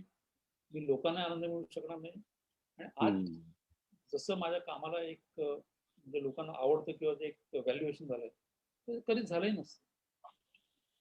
अशा अनुभवाला मी भारतातल्या फार गॅलरीजमधून नाही. पण माझ्या आता म्हणजे आता ह्या लॉकडाऊनच्याच पिरियडमध्ये म्हणजे ह्या इंटरनेटचा वापर केल्यानंतर 2च उदाहरण सांगतो पटकन. सांग ना, नक्की. मला ते ऐकायचंय. की त्या इंटरनेटवर माझा म्हणजे तुम्ही इंटरनेटवर प्रकाश बाळाचं नाव टाकलं तर 25 पानं येतात. बाप Google रे. म्हणजे इतकं माझं त्या त्या इंटरनेटवर माझा प्रेझेन्स आता झालेला आहे, केवळ ह्या कामामुळे हो बाकी काय हो हो. तर मध्ये ओमानमध्ये एक आर्ट फेस्टिवल झालं 8 दिवसाचं ते. तर त्यांनी त्यांनी काय केलं की त्यांना एस्टॅब्लिश आर्टिस्ट नको होते आणि 80 हम्म. नंतर कोण इमर्जिंग आर्टिस्ट आहेत. 80 त्यांचे हम्म. तर त्यांच्या पॅनल ऑफ एक्सपर्टनी इंटरनेटवर जाऊन सर्च केला आणि 6 आर्टिस्ट निवडले. त्यातले त्यातले 3-4 होते ते एकदम यंग होते आणि ते माझंही निवडलं कारण त्यांना काय माहित नाही ना कोण आहे काय वगैरे. माझंही त्यांनी काम निवडलं. म्हणजे केवळ इंटरनेटवर माझा प्रेझेन्स असल्यामुळे त्यांनी मला तिथे 8 दिवस बोलवलं. तिथे 8 दिवस कार्यक्रम झाला. तिथे माझं डेमॉन्स्ट्रेशन पण त्यांनी त्यांच्या आर्टिस्ट म्हणजे ओमानी आर्टिस्ट पुढे करून दाखवलं. ते एवढे क्या खुश बात. झाले for the first time we are seeing how abstract art evolves. ते जे आर्टिस्ट बर. आहेत ते सगळं ट्रॅडिशनल म्हणजे ओमान तसं ट्रॅडिशनल कंट्री आहे. हो. बरेचसे हे पण आहेत. बरोबर. त्यामुळे ते सगळं ट्रॅडिशनल काम करतात. पण त्यांना थोडंसं मोकळेपणे कसं काम करायचं हे त्यांना प्रत्यक्ष करून दाखवल्यानंतर ते आर्टिस्ट खूप खुश झाले. आणि दुसरं आत्ताचं उदाहरण आहे, की आता पॅरिसमधली एक गॅलरी आहे. आणि ती गॅलरी सुद्धा म्हणजे आता एक 10 वर्ष झाली असेल त्यांना सगळी यंग यंग टीम आहे त्यांची म्हणजे त्याचे प्रमोटर्स आहेत ते. तर त्यांच्या असं लक्षात की लॉकडाऊनमुळे सगळंच काम बंद आहे. त्यांच्या गॅलऱ्या बंद आहेत. आणि त्यांचे आर्ट कलेक्टर मोठे आहेत. म्हणजे आर्ट कलेक्टरचा मोठा त्यांचा ग्रुप पण आहे. तर आर्ट कलेक्टर सुद्धा कंटाळलेले आहेत. तेच आर्टिस्ट बघून युरोपमधले वगैरे. हम्म. त्यांनी ठरवलं 15 आर्टिस्ट आपण शोधूया. असं करून त्यांनी इंटरनॅशनली जाऊन त्यांनी इंटरनेटवरून त्यांना जे आवडलेलं होतं, त्यांना जे प्रॉमिसिंग वाटले, असे 15 ते 16 आर्टिस्ट त्यांनी आयडेंटिफाय केले आणि त्याच्यात माझाही नंबर लावला. आता माझं प्रचंड सारखे ईमेल वगैरे येत असतात. त्यामुळे त्यांचा ईमेल आला होता, आमची अशी गॅलरी आहे आणि वेबसाईट आहे. तुमचं काम वगैरे आम्ही टाकू. ठीक आहे, बघूया. 8 दिवसांनी बघितलं नाही. 8 दिवसानंतर त्यांच्या क्युरेटरचा फोन आला, की it's not that you want to display your work, but we want to display your work. We want to represent your work. हो. आणि त्यानंतर 20-25 दिवस माझ्याशी बोलत होती. मग तिने आता बर. बोलतोय तसं ती 20-25 दिवस बोलून सगळं माझं काम बघून सगळी बॅकग्राऊंड लिखाण हे ते सगळं बघून तिने नंतर मग तिने त्यांच्या वेबसाईटवर टाकलं आणि त्यांची गॅलरीची वेबसाईट आहे ती 6 लँग्वेजेसमध्ये आहे. म्हणजे बर. Chinese, Korean, Polish, Spanish, French, English आणि ह्या सगळ्या वेबसाईटवर त्यांचे कलेक्टर्स आहेत सगळे. या सगळ्या वेबसाईटवर प्रकाश बाळ जोशी हा चित्रकार कोण आहे, काय करतो याची पण त्या भाषेमध्ये माहिती केलेली क्या आहे. बात आहे. वा. पण आणि हे लॉकडाऊनच्या वेळेस त्यावेळेस त्यांना मी विचारलं की बाबा माझ्याकडे आता कॅमेरा ते म्हणाले यू वॉन्ट न्यू वर्क आणि हम्म. कारण काम वगैरे तर पाठवणं शक्यच नव्हतं. सेंड सम न्यू वर्क म्हटलं आय डोंट हॅव कॅनव्हास. मग त्यांना विचारलं माझ्याकडे पेपर आहे म्हणजे मगाशी सांगितलं ते माझ्याकडे आर्काइव्ह पेपर आहे. हो. तर ते चालेल का? ते म्हणजे yes there are art collectors who are interested in work on paper. Paper work also. Yeah. ते करून मी त्यांना इमेजेसवर पाठवलं ते वरती लावल्या. त्यातली एक इमेज एका आर्ट कलेक्टरला आवडली ती त्यांनी सध्या होल्डवर पण ठेवली आहे. म्हणजे दिस इज हाऊ थिंग्स गो ना. तर मला याच्यात कोणी माहिती नाही म्हणजे कोणी मला लॉकडाऊनच्या काळात तुझं भरपूर चित्र विकली पण गेली आहेत. विकली गेली असं म्हणतात, पण आहे म्हणजे त्याला सपोर्ट आहे. आता एक तर आहे म्हणजे हो, एका character नक्कीच. म्हणजे सेल हा भाग होत राहतो, पण त्याच्या आधी म्हणजे पुढे पोहोचणं लोकांपर्यंत राईट सर्कलमध्ये, याच्यावर आपण म्हणजे प्रत्येक लक्ष द्यायला पाहिजे. लक्ष द्यायला पाहिजे. मराठी चित्रकारांकडून तुला या बाबतीत कितपत हे होतं, विचारणा होते किंवा काय होतं, किंवा ते माझ्या सगळे मागासल्यासारखे राहिले तसं मला वाटतं नेहमी, आणि खूप निराश झाले त्या लॉकडाऊनच्या काळात, गेल्या 8-10 वर्षाच्या मंदीच्या काळात. त्यानं तू काय सांगशील? नाही, नाही, मला असं वाटतं त्यात आपण सगळं काही, कारण मी आता बघतो ना, महाराष्ट्र मी सगळे म्हणजे महाराष्ट्रातल्या प्रत्येक तालुक्यात जाऊन आलो म्हणजे पत्रकारितेसाठी. बरोबर. ते पण मी सगळे महाराष्ट्राच्या कानात अतिशय सुंदर काम करणारे तरुण आर्टिस्ट आहेत. पण कसं असतं, त्यांना एक भाषेची अडचण असते, एक पहिल्यांदा. आणि दुसरं म्हणजे ते कसे आउटगोईंग नसतात. म्हणजे आता मी बघतो ना, आता इतर, आता फार आपण कम्पेअर करणं बरोबर नाही, पण इतर राज्यातले जी आहेत नवीन मुलं, ती जास्त हो. थोडे अग्रेसिव्ह असतात. आपण तेवढे अग्रेसिव्ह नसतो आपण, परंतु त्यांना सांभाळणं किंवा त्यांना समजून घेणं हे आपल्यासारख्यांचं पण काम आहे ना. म्हणजे बरोबर. एस्टॅब्लिश आहेत की जे थोडं ज्यांच्याकडे शक्य आहे. त्यामुळे तुला म्हणतो मी, माझ्याकडे म्हणजे असं म्हटलं तर अतिशय काश्मीर पासून कन्याकुमारी पर्यंत आर्टिस्ट माझ्याकडे येतात. क्या बात आहे. हा. माझं नेपाळमध्ये एक्झिबिशन झालं होतं, त्यानंतर भूतानमध्ये झालं होतं. तर भूतानमधले ते आर्टिस्ट म्हणाले आम्ही मुंबईत आलो होतो, पण आम्हाला कुणी आर्टिस्टने आम्हाला, आम्ही कोणाचे स्टुडिओ बघू शकलो नाही. माझ्याकडे सगळे येतात. म्हणजे माझ्याकडे फार माझं कोरियामध्ये माझं एक्झिबिशन झालं होतं, तर कोरियन आर्टिस्ट मोठे झाले. मुंबईत आल्यानंतर ते जाता स्टुडिओवर येऊन गेले. असे अनेक नवीन, त्यामुळे मी मी एकदम मुक्त हस्ताने, मला जे माहिती आहे किंवा मला जे काही थोडंफार कळतं, ते सगळं मी जे माझं विचारतात मला, त्या सगळ्यांना मी सांगत असतो. त्यामुळे आर्टिस्ट पण येतात. मला असं वाटतं प्रकाशना, मी मी एक वेगळ्या पद्धतीने विचार करतो. ज्या हेतूतून चिन्ह सुरू केला की याचा प्रसार व्हायला पाहिजे कलेचा, त्यातलाच एक बाजू. मला असं वाटायला लागलं तुझं ऐकतोय तेव्हापासून, की त्याच्यावर एखादा वर्कशॉप का करत नाहीस तू? चिन्ह याच्यामध्ये पुढाकार घेईल, एखादा वर्कशॉप जर केला तर कदाचित खूप माहिती मिळेल लोकांना, बळ मिळेल, आणि याच्यातून काही एक नवीन पिढी हे होऊ शकेल. माझ्याकडनं जर काही करता आलं आणि त्याचं म्हणजे तरुण आपण करूया असं काहीतरी, जर काही करता आलं तर नक्कीच मिळणार असेल निश्चितपणे करू. आणि खूप आहे सांगण्यासाठी, कारण तुझ्याकडे सांगण्यासारखं खूप आहे, आपल्याला वेळ कमी आहे. आता जवळजवळ 6 वाजत आले आहेत आणि काय बोलायचं काही नाही असं झालेलं आहे. म्हणजे मला असं वाटतं आपण हा विषय थांबूया, आणि मला वाटतं आता मी नितीन आरेकर सरांकडे देतो सूत्रसंचालन करायला, आणि ते आता प्रेक्षक म्हणजे जे जे लोक पाहत आहेत ते काही तुला प्रश्न विचारणार असतील तर त्यावर आपण फोकस करूया असं मला वाटतं. आणि त्यातून मी पण आहेच त्याच्यामध्ये. पण over to Nitin Arekar sir. Hello Arekar sir, नमस्कार. नमस्कार. आलोय मी आलोय. Yes yes. नमस्कार. दिसतोय का? हो हो हो, नमस्कार सर. छान. सर, बऱ्याच लोकांच्या प्रतिक्रिया मला दिसत आहेत. आणि हॅलो सर, बऱ्याच लोकांच्या, हॅलो, आवाज येतोय का? मला इथे माझा स्वतःचा चेहरा दिसत नाहीये, बाकी काही प्रश्न नाही. पण सर, अनेकांच्या प्रतिक्रिया येतात, लोक खूप खुश आहेत या सगळ्या प्रेझेंटेशन वरती. अमित पितळे म्हणून आहेत, त्यांनी एक छान प्रश्न विचारलाय.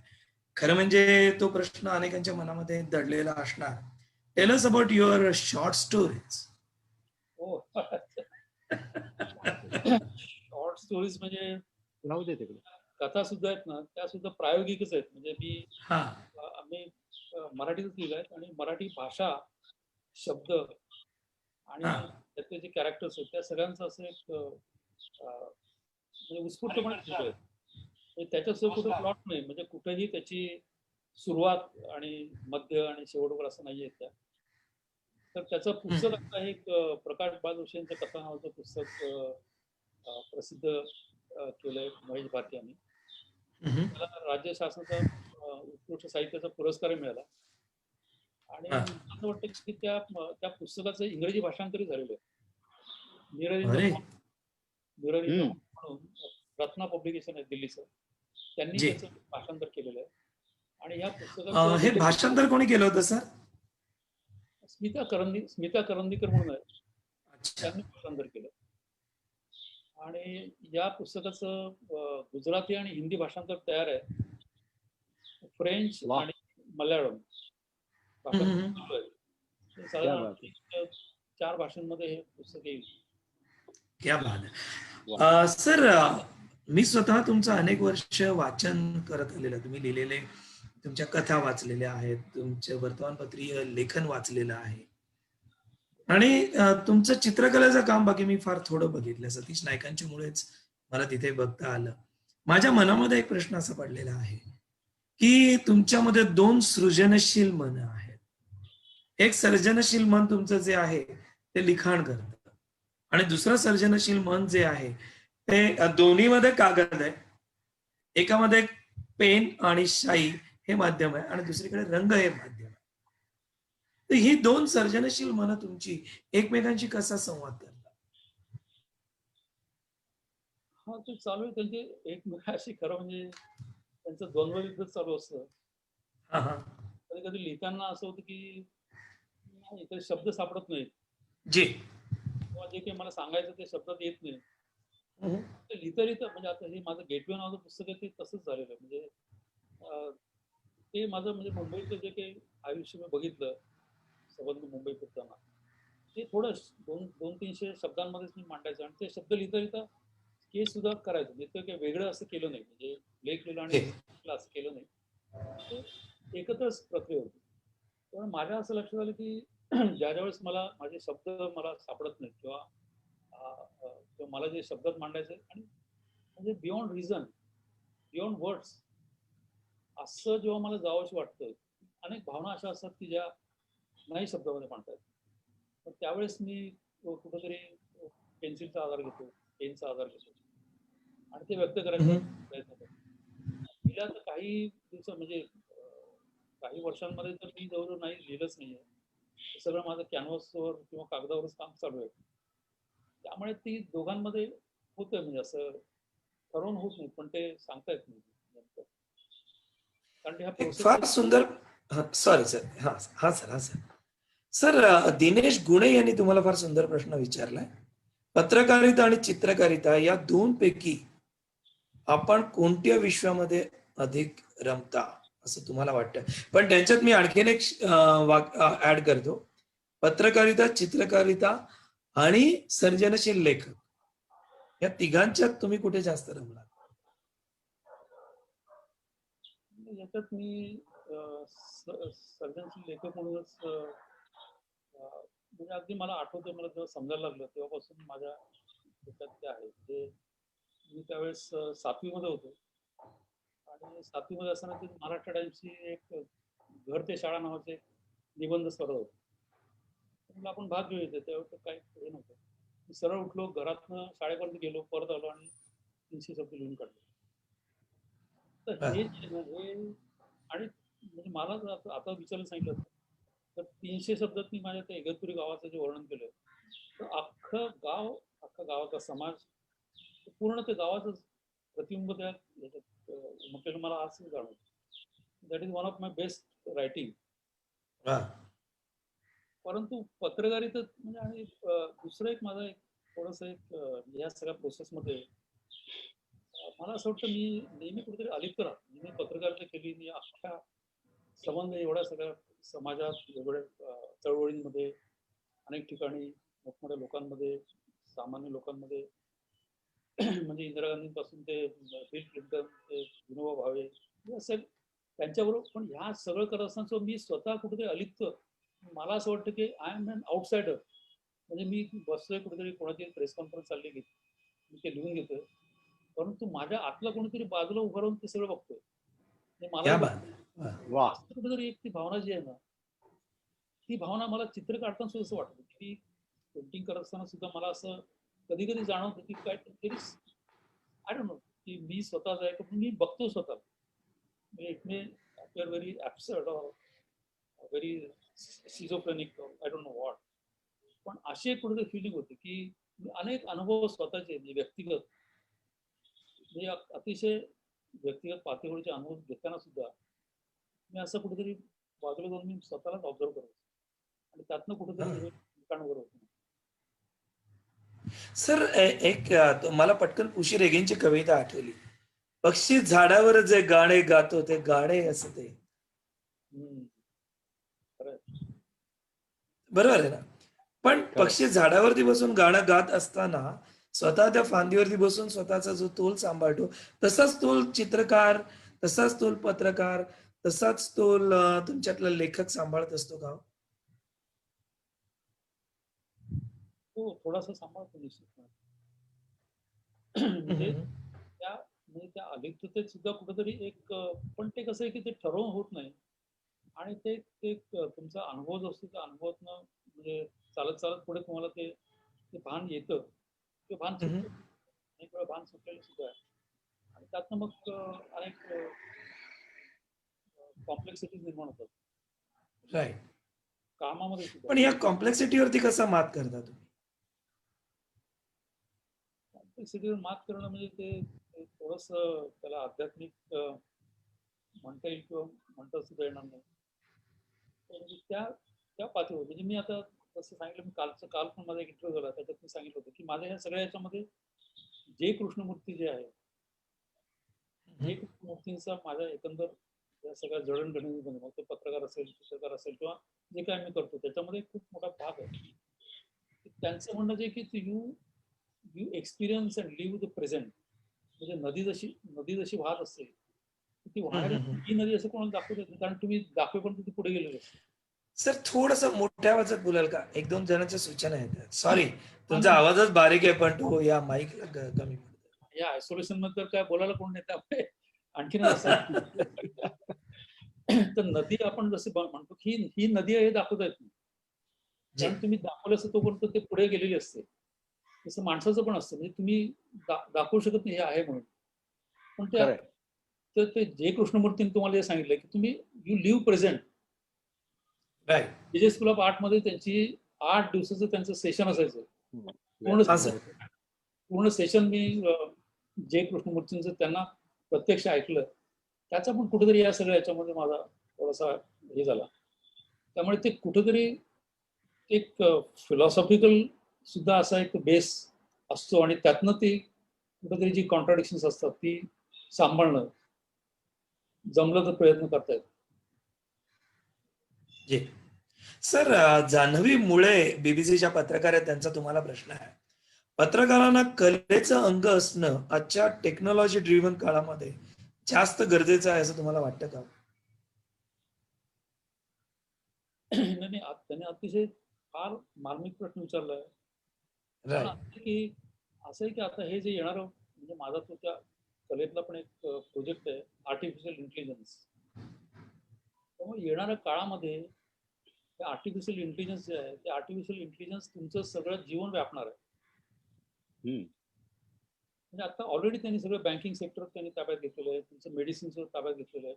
म्हणजे उद्या तुम्हाला आता जसं की एक कुठली अॅनासिनची गोळी आहे ती मास प्रोड्यूस होते पण पुढच्या काळामध्ये तुमच्यासाठी जी अॅनासिनची गोळी तयार होईल ती तुमच्या DNA वर आधारित असेल. माझ्यासाठी तीच गोळी माझ्या DNA वर आधारित म्हणजे इतकं ते त्यामुळे रिपिटेटिव्ह काम जे आहे म्हणजे इन्क्लुडिंग जर्नलिझम म्हणजे फ्रान्समध्ये असे पेपर आहेत की त्या बातमी तर ते तयार होतेच पण बातमी तयार झाल्यानंतर ती एडिट पण आर्टिफिशियल इंटेलिजन्स करतं त्याचं हेडिंग पण देतं त्याचं लेआउट पण करतं आणि ते प्रिंटिंग पण करतं हे ऑलरेडी झालेलं असतं. त्यामुळे असं तुम्हाला तुमचं लॅटरल थिंकिंग म्हणजे मग तुमचं मग ती कला असेल म्युझिक असेल आर्ट असेल म्हणजे तुम्ही काही ना म्हणजे फिजिकली काही न करता तुमचं माइंड काय करू शकतं काय बघू शकतं काय म्हणजे कशा प्रकारे येणाऱ्या काळाला समोर जाऊ शकतं हे फार मोठं आव्हान आहे म्हणजे आणि मला असं वाटतं की त्यांनी जो विचारलेला प्रश्न आहे की केवळ पत्रकारच नव्हे तर सर्वच क्षेत्रातल्या प्रोफेशनल्स आहेत त्यांना सुद्धा कुठेतरी हे कलेतलं अंग कारण त्याच्यातनंच त्यांना कुठेतरी सुलास म्हणता येईल किंवा त्यांना कुठेतरी मगाशी तुम्ही म्हणतो बॅलन्स साधता येईल नाहीतर हे तंत्रज्ञान जे आहे ते तंत्रज्ञान तुम्हाला खाऊन टाकेल. सर एक छान कमेंट आली मंगेश तांडेल यांची. मंगेश तांडेल तुम्हाला इंडिया आर्ट फेस्टला भेटले होते आणि ते म्हणाले हा, की तुमची अलिप्तता त्यांना फार भावलेली आहे असं ते म्हणतात. अच्छा धन्यवाद. हा. अवश्य. आणि दुसरा एक रामदास खरे यांनी सुरुवातीपासून एक छान छान कमेंट देत आलेले आहेत, पण त्यांनी तुम्हाला एक प्रश्न विचारलेला आहे, फार चांगला प्रश्न आहे तो. लेखन करताना कधी चित्र डोळ्यांसमोर दिसतं का, किंवा पेंटिंग साकारताना एखादी कथा स्मरते का?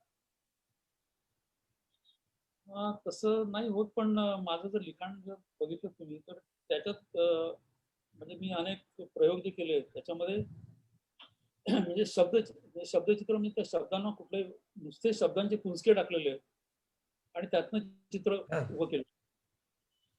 म्हणजे ते शब्दचित्र पण नाहीये, त्याला व्याकरण नाहीये, त्याला अनुस्वार नाहीये, पूर्णविराम नाही, काही नाही, फक्त शब्द आहेत. ती शब्द एकत्र आणून एक वेगळ्या प्रकारचा तो म्हणजे त्याचा कसा इफेक्ट होईल तो बघितलेला आहे. परंतु असं होत नाही की पेंटिंग म्हणजे म्हणजे मला असं वाटतं की पेंटिंग जे आहे ते पेंटिंग हे लिखाणाच्या पलीकडचं आहे, शब्दांच्या पलीकडचं आहे. क्या बात आहे. ते पूर्ण तादात्म्य असल्याशिवाय मी काम करू शकत नाही. कारण मी ते ठरवत नाही मला हे काढायचं ते काढायचं. माझा कॅनव्हास कोरा असतो आणि त्या कोरा कॅनव्हास जसं असतो तसं माझं मन सुद्धा मी पूर्ण कोरं करतो, त्याच्यात काही राहत नाही, काही ठरवत नाही मला हे काढायचं ते काढायचं आणि अतिशय तन्मयतेने मी काढतो. त्यामुळे त्यावेळेस कुठली गोष्ट सुचणं हे जवळजवळ अशक्यप्रायच आहे.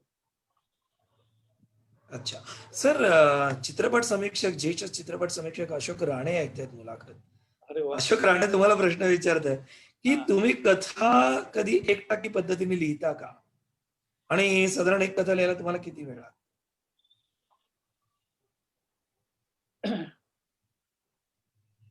माझं लिखाण जे आहे ते म्हणजे जसं स्ट्रोक आहे माझा, म्हणजे जसं उत्स्फूर्त स्ट्रोक एकदा मारला की तो परत येत नाही, तसं शब्द म्हणजे म्हणजे माझं ज्यावेळेस मी क्रिएटिव्ह लिखाण करतो त्यावेळेस ते लिखाण सुद्धा म्हणजे ते फायनलच असतं. त्याच्यात मी अच्छा म्हणजे खोडाखाडी होत नाही, काहीच होत नाही, कारण ते मनात आधी तयार झालं असतं. म्हणजे मी बातमीदारी करताना सुद्धा मी कधी नोट्स घ्यायचो नाही. बरं. प्रेस कॉन्फरन्स झाल्यानंतर माझ्या डोक्यात सगळं असायचं ते, आणि ऑफिसला येईपर्यंत माझी ती तयार असायची डोक्यामध्ये, आणि टाईपरायटरवर बसून 5 मिनिटात माझं काम पूर्ण व्हायचं, मी निघून जायचो. बाकीचे लोक तास बसलेले असायचे, ते म्हणाले क्या तुम काम करताय, म्हटलं यार वो आने के पहिले मेरे दिमाग में तयार होती. तर त्यामुळे तशा पद्धतीने काम होतं. एक कथा आहे माझी बोलवग म्हणून, ती मला अजून सुद्धा आश्चर्य वाटतं. ती लिहायला घेतली 2 तासात झाली. म्हणजे ती ऍक्च्युली कथा अशी म्हणजे ती मला मला असं वाटलं कोणतरी माझ्याकडे लिहून घेतली ती कथा, कारण त्याच्यात खूप प्लॉट्स आहेत, गुंतागुंतीची ती कथा आहे. पण त्या कथेवर मी कधी विचार नव्हता केला, बसलो आणि ती पूर्ण झाली. मी कसं काय मला आता म्हणजे लक्षातही येत नाही. सर, एक कला विरासत म्हणून आहे, त्यांच्याकडनं प्रश्न आला, दो तरह के काम के बीच आप स्वाभाविक तालमेल कैसे रखते हो? शायद मराठीमध्ये तुम्ही एकदा सांगितलं त्यांना जरा थोडस, आणि कदाचित आता नवीन काहीतरी विस्फोरण येऊ शकतं. नाही तसं मी ठरवून नाही करत, म्हणजे पण म्हणजे कसं आता मी रोज स्टुडिओत जातो, मी आपल्यानंतर माझ्या स्टुडिओत जातो, पण गेल्यानंतर मला रंग काढून आणि ते कॅनव्हास घेऊन बसून ते काम करतो असं नाही. तर ती जी प्रक्रिया असते म्हणजे ती एखादी म्हणजे असं वाटणं, म्हणजे उत्स्फूर्तपणे वाटणं की मला आता पेंटिंग करायचं आहे, हे जोपर्यंत वाटत नाही तोपर्यंत मी करत नाही. त्यामुळे मी काही वर्षभरात माझे फार पेंटिंग सुद्धा होत नाही, खूप काही काम असं झालंय असं असंही होत नाही. त्यामुळे जेव्हा सुचतं जेव्हा स्फुरतं त्याच वेळेस मी लिहिते सुद्धा. ते सुद्धा आता मी जर सांगितलं की म्हणजे वर्षात एक कथा पण लिहिलेली आहे. त्यामुळे तसंही की मी असं बसून लिहितो असंही नाही की बसून मी चित्र काढतो किंवा स्टुडिओत गेलो, पण ती प्रोसेस मनात चालू असते, म्हणजे बॅक ऑफ माय माइंड. म्हणजे ज्याला आपण आता तुम्ही माझ्याशी बोलताय पण तुमच्या मनात मागे काहीतरी चालू आहे तुमच्या, काय तुम्ही वाचताय तुमच्या मोबाईलवर बोलताय त्यावेळेस सुद्धा आणखीन एक तुमचं अंतर्मन जे आहे ना त्याच्यात आणखीन वेगळंच काहीतरी चालू आहे, त्याच्यावर आपला कंट्रोल नाहीये. खरं. स्वप्न आता मला प्रचंड स्वप्न पडतात, म्हणजे 3-3 तासाचं स्वप्न, म्हणजे फुल फिल्म बघायचं असं मी स्वप्न बघतो, दिसतात मला. वरती जी स्वप्न असतात त्याच्या आणि म्हणजे रियालिटीचा तसा काही संबंध पण असतो सर, आणि ते नंतर उठल्यानंतर आठवतात असंही नाही. तर ही एक पण I realise that those dreams are also part of my creative process. They really help. ह्या सर मी हाच प्रश्न तुम्हाला विचारणार होतो मगाचपासून माझ्या मनामध्ये कायम दडलेला हा प्रश्न आहे. मग तुमच्यासारखे चित्रकार असोत, गाणारे गायक असोत, अभिनेता असोत, नृत्य करणारे नर्तक नर्तकी असोत, या सगळ्यांना मला एक नेहमी प्रश्न विचारावासा वाटतो, की तुम्हाला स्वप्न कोणती पडतात? कशा प्रकारची पडतात? स्वप्न म्हणजे चमत्कारिक असतं. काय काय सांगायचं मला आता म्हणजे एखादं कारण त्याच्यातून कदाचित तुमची क्रिएटिव्ह प्रोसेस समजू शकते. म्हणजे त्याच्यामध्ये मी म्हणजे विशेषतः मी प्रवास खूप केलाय. म्हणजे आयुष्यामध्ये प्रचंड प्रवास केलाय. त्यामुळे जी. स्वप्नात सुद्धा मी प्रवास करत असतो. पण तिथे स्वप्नातले तो जो प्रदेश असतो, जिकडून मी जात असतो, तिथे जे आजूबाजूचे जाणवणारी माणसं असतात, त्याच्या जी. इमारती असतात, जी. त्या फार म्हणजे ते आउट ऑफ दिस वर्ल्ड असतात त्याकडे. ते वेगळेच असतात. म्हणजे एक स्वप्न मला पडतं म्हणजे आणि ते किती विविध आणि किती वैचित्र्यपूर्ण असतं, की एका स्वप्नामध्ये मी असं कुठेतरी चाललोय आणि माझं बोट धरून कोण चाललंय? माझं बोट धरून माझे वडील माझ्यावर चालले. मग ते काय म्हणजे हो. काही सांगता येत नाही. म्हणजे त्याच्यात काय त्याच्यामध्ये रिझनिंग काही नाहीये. रिॲलिटीचा काही संबंध नाहीये. तर कुठेतरी रिॲलिटी आणि इमॅजिनेशन असं काहीतरी एक चमत्कारिक मिश्रण आहे. आणि ते कुठेतरी तुमच्या क्रिएटिव्ह प्रोसेसला मला असं वाटतं चालना देतं म्हणा किंवा ते it's part of it. Sir Nilesh खरेंचा प्रश्न तो या संदर्भात चपखल बसतोय. Is creative thinking and art help you to keep yourself away from the negative part of world of media? There is nothing negative in the world. There is nothing positive in the world. Wow, you have you to be said it. There and you have to experience it.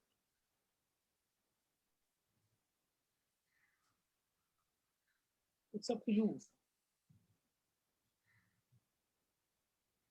Sir जगात काही नकारार्थी नाही असं तुम्ही म्हणताय. मग आताच्या कोरोनाला कसं घेताय तुम्ही? Corona is also part of the existence. It's Yeah. also part of the life of the earth. आपण जसे आहोत आपलं जसं एक आयुष्य ठरलेलं आहे तसं या पृथ्वीचं ठरलेलं आहे. आणि आपलं जसं अधूनमधून आपण आजारी पडतो किंवा आपण उत्साही असतो Sir. तसं ह्या एन्व्हायरमेंटचं या पृथ्वीचं सुद्धा आयुष्य आहे. आणि मला असं वाटतं की ते corona is part of the life of earth. मला तुमचे तर असं कधी कधी वाटतं की आता जसं माणसाचं आयुष्य असतं तसं पृथ्वीचं काय आयुष्य असेल. मला तर असं ते आर्टिफिशियल इंटेलिजन्स आणि टेक्नॉलॉजीकडे जी ऍडव्हान्समेंट झाली आहे तर ती this is a kind of preparation for migration. Human being can be migrated from earth to some another planet. Okay. Maybe I don't know. तुम्ही कवी कल्पना आहे का एक जाणवत तुम्ही काय होते सर आधीच पोटामध्ये आलेला गोळा मोठा होतोय या प्रश्नामुळे उत्तर. पण पॉसिबल आहे. सर सॉरी बोला ना सॉरी. त्यामुळे मला मला असं जाणवतं म्हणजे माहित नाही ते कितपत म्हणजे this not based on reason or this not based on study or something like that. But that's a feeling I am getting. Sir Sharad Tarde यांनी तुमच्याबद्दल एक प्रतिक्रिया दिली आहे. छान आहे ती. सरांची अलिप्तता जाणवून सुद्धा त्यांची कलेविषयीची आपुलकी आणि जिव्हाळा खूप छान आहे. हे मी अनुभवलंय असं ते म्हणतात. शरद तरडे. आणि सर अमित पितळे यांची एक छान कमेंट आलेली आहे. तुमच्या बोलण्यावर त्यांना सुचलेला विचार इथे मला द्यायला आवडेल. Control lucid dreaming is really hard. तुम्ही काय कमेंट करू शकाल का याच्यावर? परत एकदा मला समजलं परत सांगा. Control lucid dreaming is really hard. Absolutely. And you are not suppose to control it. माझंच उदाहरण तुम्हाला सांगतो. मी पूर्वी आता ते सोडून दिलं मी. पूर्वी मला जी स्वप्न पडायची ना तसं मला वाटायचं की हे लिहून ठेवावं बरोबर. त्यामुळे मी लिहायला लागलो. मी उठायचो आणि सकाळी मॉर्निंग वॉकला यायचो, परत यायचं, आल्यानंतर लिहायचं. माझ्या असं लक्षात आलं काही दिवसानंतर की मी बाहेर परत येईपर्यंत ते म्हणजे बाहेर मॉर्निंग वॉकला गेलं जाताना ते लक्षात राहायचं, परत आल्यानंतर विसरायचं, नंतर उठल्यानंतर विसरायला लागलो. विसरायला म्हणजे आठवतच नव्हतं. आणि कधी कधी असं होतं की तुम्ही कितीही आठवलं तरी ते काय माहिती असतं तुम्हाला काय बघितलं आपण ते. पण तुम्ही जेव्हा जागृत अवस्थेत असता किंवा तुम्ही काय बघितलं ते आठवत नाही. तेव्हा मला असं वाटायला लागलं की माझं हे जे अंतर्मन आहे ते मला सांगतंय की this is none of your business. म्हणजे तू काय काल स्वप्न पाहिली ते स्वप्न लिहून ठेवण्याचा तुला अधिकार नाहीये, कारण ते स्वप्न एका वेगळ्याच जगातला प्रकार आहे तो. त्यामुळे मग मी ते स्वप्न मी कधी कधी काही लिहायचा प्रयत्न केला, नंतर मी ते स्वप्न लिहिणं बंद करून टाकलं. सर गुलजारांनी फार छान स्वप्नांबद्दल लिहिले का किनारा चित्रपट नाही घर चित्रपटामधलं गाणं आहे ते त्यांचं. त्याच्यात पण त्यांची गाणी म्हणजे कविताच असतात. ते काय म्हणतात, कांच के ख्वाब है आंखों में रुत जाएंगे, पलकों पे लेना इन्हें आंखों में रुक जाएंगे. तुम्ही जे म्हणताय त्याच्या बरोबर व्यत्यास आहे ना त्यांच्या बोलण्यामध्ये. असू शकेल, पण ते माझा माझा अनुभव आहे त्या पद्धतीचा. एक्झॅक्टली. म्हणजे सर दोन कलावंत एका पर्टिक्युलर विषयाबद्दल एकाच पातळीवरती येऊ शकत नाहीत का हो?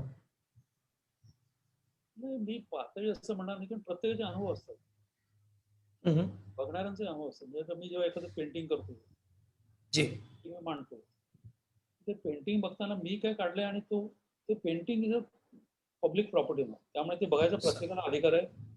ते कशा पद्धतीने बघायचं, त्याचा काय अर्थ लावायचा, आवडलं की नाही, प्रत्येकाच आहे. काही असे सर. आपण सगळीच पेंटिंग आपल्याला आवडत नाही, सगळी माणसं आपल्याला आवडत नाही, तर ते का आवडतं ते पण कळत नाही. ह्या लेवलला जाऊन ते आपण बघत असतो. त्यामुळे प्रत्येक म्हणजे कलावंत असेल, मग तो म्युझिशियन असेल, लेखक असेल किंवा आर्टिस्ट असेल, तो जे काम करतो ते त्याचं त्याचं क्रिएशन असतं. ते based on his experience, based on his life, based on his maturity, based on his understanding.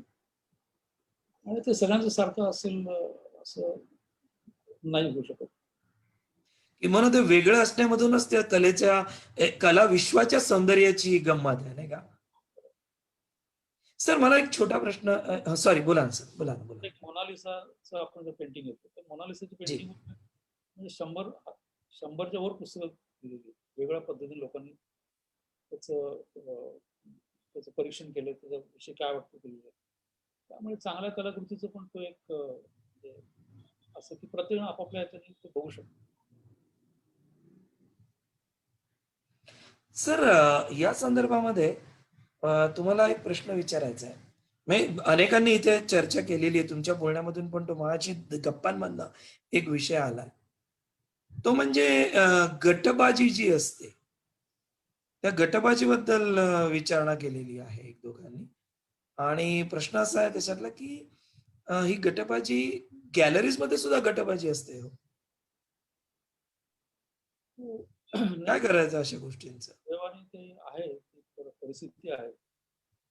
परंतु कसं आहे की त्याला सुद्धा तोंड द्यायला लागतं पण, आणि जी त्याच्यासाठी तुम्ही त्या गटात सामील व्हायचं का नाही व्हायचं हे प्रत्येकाने ठरवलं पाहिजे. आणि त्याला कसं तोंड देणार हा एक प्रश्न आहे. तर ते तुमचं तुम्हीच ठरवलं पाहिजे, तुमचं तुम्ही काम केलं पाहिजे, काम बोललं पाहिजे. आणि कुठल्या गटातटात राहिलात ना, तर तुम्ही स्वतःवर स्वतः हाताने कुंपण आपण घेतलं अर्थ. मुक्तपणे वावरा ना, कोण तुम्हाला काही धरत नाही. सर. पण तुम्हाला जर असं असुरक्षित वाटत असेल किंवा तुम्हाला जर तो एक कॉन्फिडन्स नसेल, तर मग कुठेतरी आपण गटात जातो. आता मी गटातटात नसतो, बाकी मी सुद्धा कुठल्या गटात म्हणजे माझा तर मी चित्रकार म्हणून काम करताना तर कारण मी माझ्या स्वतःसाठीच काम करत होतो, त्यामुळे मला तसं कुठल्या गटात जायचं काही तो आलं. पण मी ज्यावेळेस लिहित होतो, म्हणजे मी पत्रकार व्हायच्या आधीपासून मी साहित्य लिहित होतो, पण मी जी साहित्य माझ्या पद्धतीने लिहिलं आणि ते लोकांपुढे ठेवलं, म्हणजे शेवटी वाचकांपुढे ठेवलं. पण मी असं कुठल्या गटात केलो नाही की त्याच्यासाठी माझा एक अलिप्त स्वभाव सुद्धा कारणीभूत असू शकतो. कुठला झेंडा घ्यायचा नाही, आपण मुक्तपणे फिरत राहायचं. आपल्या खांद्यावर मुक्तत्वाचा झेंडा. सर सुभाष गोंधळे यांचा सुंदर प्रश्न आहे. ते विचारतात की तुम्ही वाचन कोणत्या स्वरूपाचं करता, आध्यात्मिक, राजकीय किंवा आणखीन कसलं? वाचन मी सगळ्या प्रकारचं केलं. मी आमच्या म्हणजे इगतपूरला मी शाळेत असताना आमच्याकडे एक म्युन्सिपालिटीची लायब्ररी होती, नगरपालिकेची लायब्ररी. जी. तिथे मी जायचो तिकडे आणि मी बरं माझं वाचन गेलो की मी ते पुस्तक आणायचं, रात्रीत संपवून टाकायचं आणि दुसऱ्या दिवशी परत यायचं. तर तो लायब्ररीवाला विचारायचा, हे काय तुम्ही, तू काय म्हणाल नुसतं नाही, तू पुस्तक परत आणून देतो म्हणाले, कशाला घेऊन जातोस? नाही वाचतो ते. छे कसला वाचतोस म्हणाले. मी मला त्यावेळेस सवय होती शाळेत असताना की वाचलेल्या पुस्तकावर 2-3 पॅरा आपण काय वाचलं ते लिहायचं. दुसऱ्या अच्छा. दिवशी मी त्याला ते वही दाखवली, बघा सगळे पुस्तक वाचले. तो आश्चर्यचकित झाला. त्यामुळे मी असं ठरवून काही वाचन नाही केलं. हाताला जे लागेल ते वाचन. म्हणजे मी कॉलेजमध्ये असताना कॉलेजच्या लायब्ररीत गेल्यानंतर पहिल्यांदा माझ्या हाती तो सत्यगतीचा अंक पडला आणि मी ते नुसतं चाललं असं. तर मला असं वाटलं हे तर आपल्याला पण लिहिता येईल. म्हणजे कॉन्फिडन्स बघा काय होतो. तो आमच्या इगतपुरीच्या शाळेतले जे शिक्षक होते, त्या शिक्षकांनी दिलेला हा कॉन्फिडन्स. क्या बात आहे. वा. त्याच्या बळावर आम्ही सगळं जग म्हणजे जग जिंकलं म्हणा किंवा जीवन पूर्ण चालवलं. तर मग आल्यानंतर मी हॉस्टेलला राहत होतो. आल्यानंतर एक कथा लिहून काढली आणि ती राम पटवर्धनांना पाठवून दिली. तर त्यावेळेस म्हणजे खरं कौतुक करणार राम पटवर्धन आता कोण मुलगा, कुठल्या कॉलेज मुलगा, त्यांनी मला कार्डावर एक एक उत्तर पाठवलं, त्याचं कथा वाचली, चांगली आहे, परंतु असंच हे नाहीये, त्यामुळे वापरता येणार नाही, परंतु आणखीन जर काही लिहिलं तर अवश्य पाठवा. मी शेवटचं वाक्य वाचलं, वरचं सोडून दिलं. वा. आणि महिनाभरामध्ये परत मला वाटलं द्यावं म्हणून मग मी लिहिलं, परत पाठवलं. पाठवल्यानंतर ते छापून आलं. ती आरसा नावाची माझी कथा आहे. ती पण एक 300-400 शब्दांची कथा आहे. ती ज्याच्या जी पहिली कथा आहे त्या इंग्रजी पुस्तकात, त्याच्यावरून त्याचं नाव आलं, मिरर इन द हॉल म्हणून. तर अशा पद्धतीने लिहित गेलो. सर, अनुभव घेताना, कोणताही अनुभव घेताना तुमच्या सर्जक मनावरती पडणारा त्याचा जो प्रभाव आहे, तो रंगरेषांच्या माध्यमातून पहिले पडतो, शब्दांच्या माध्यमातून पहिले पडतो?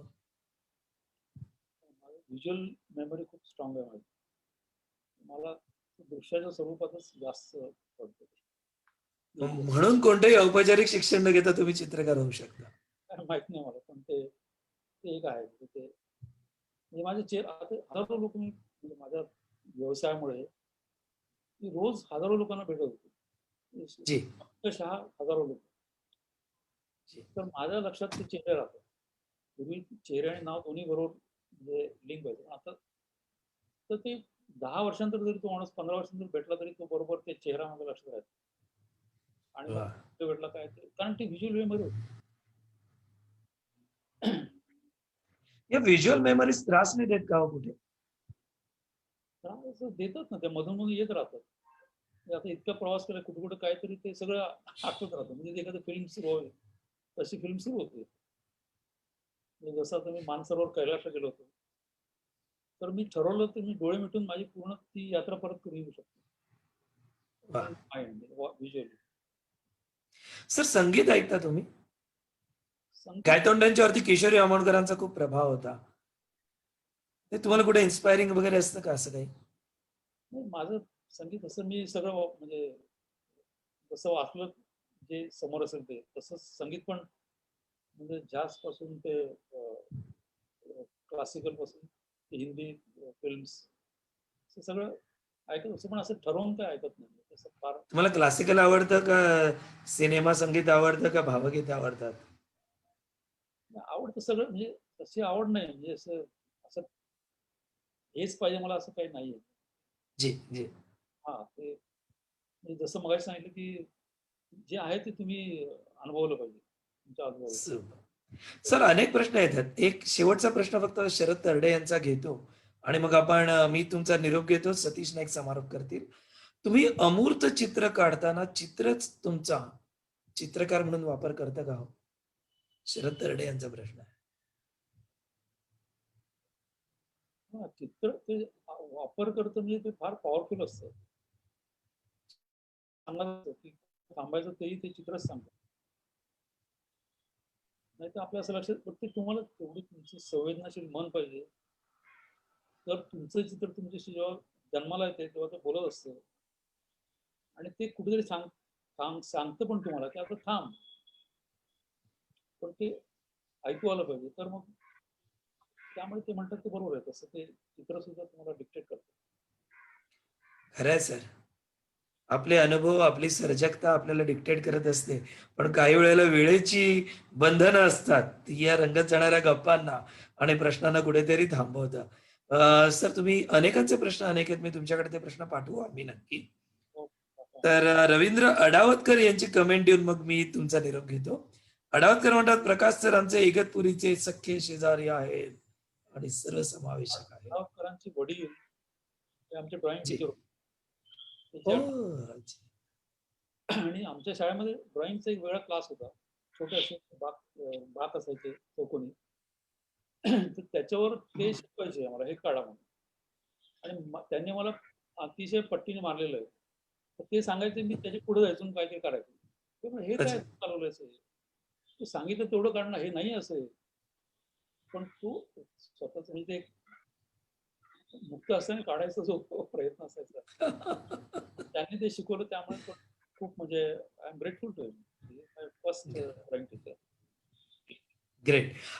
सर ही चर्चा आणि या गप्पा अशाच चालू राहाव्यात असं वाटतं आणि त्याकरताच प्रश्नचिन्ह आमच्या मनातल्या अनेक प्रश्नचिन्हांचं उद्गार चिन्हांमध्ये रूपांतर होता. पुन्हा नवे प्रश्नचिन्ह आणि नवी स्वल्पविराम येत राहणार आहेत आणि याची आम्हाला खात्री आहे. मी आत्ता प्रश्नांच्या रूपाने माझा निरोप घेतोय. नाईक सर, आपण आजच्या चर्चेचा समारोप करावा अशी तुम्हाला विनंती आहे. फार सुंदर झाला. अतिशय छान प्रश्न विचारलेत आणि माय प्लेजर. हे संपणारी नाही त्या गप्पा प्रकाश. पुन्हा एकदा बसावं लागेल आपल्याला. हॅलो. हा, बोल बोल. हा, अरे म्हटलं पुन्हा एकदा बसावं लागेल गप्पा मारत एकदा. चालेल ना. ती वेळ कधी येईल ती बघूया आपण. पण खूप छान झालं आणि खूप प्रश्नांची उत्तर मिळाली, खूप नवीन माहिती मिळाली. आणि आपल्याला तू जे हे काही केलंय ते अधिक लोकांपर्यंत जावं असं मला मनापासून वाटतंय. मला वाटतं हा एक चांगला प्लॅटफॉर्म आपण वापरला, पण याच्या पुढे जाऊन जर काही करता आलं तर नक्की आपण करूया, बरं का? हो ना. मला वाटतं आता आपण थांबूया. तुला आणि काही सांगायचंय का शेवटचं? नाही, एवढंच मला सांगणं आहे की माझा प्रवास सगळे म्हणजे प्रवासामध्ये सतीश नाईक आणि चिन्ह यांचा सुद्धा खूप मोठा एक मानसिक आधार आहे. आणि हा असाच पुढे चालू राहील. माझ्याकडनं जेवढं काही शक्य असेल तर मी I am always with you. Thank you very much Prakash. मजा आला. पुन्हा एकदा नक्की भेटूया. आता मला वाटतं आपण थांबूया. धन्यवाद.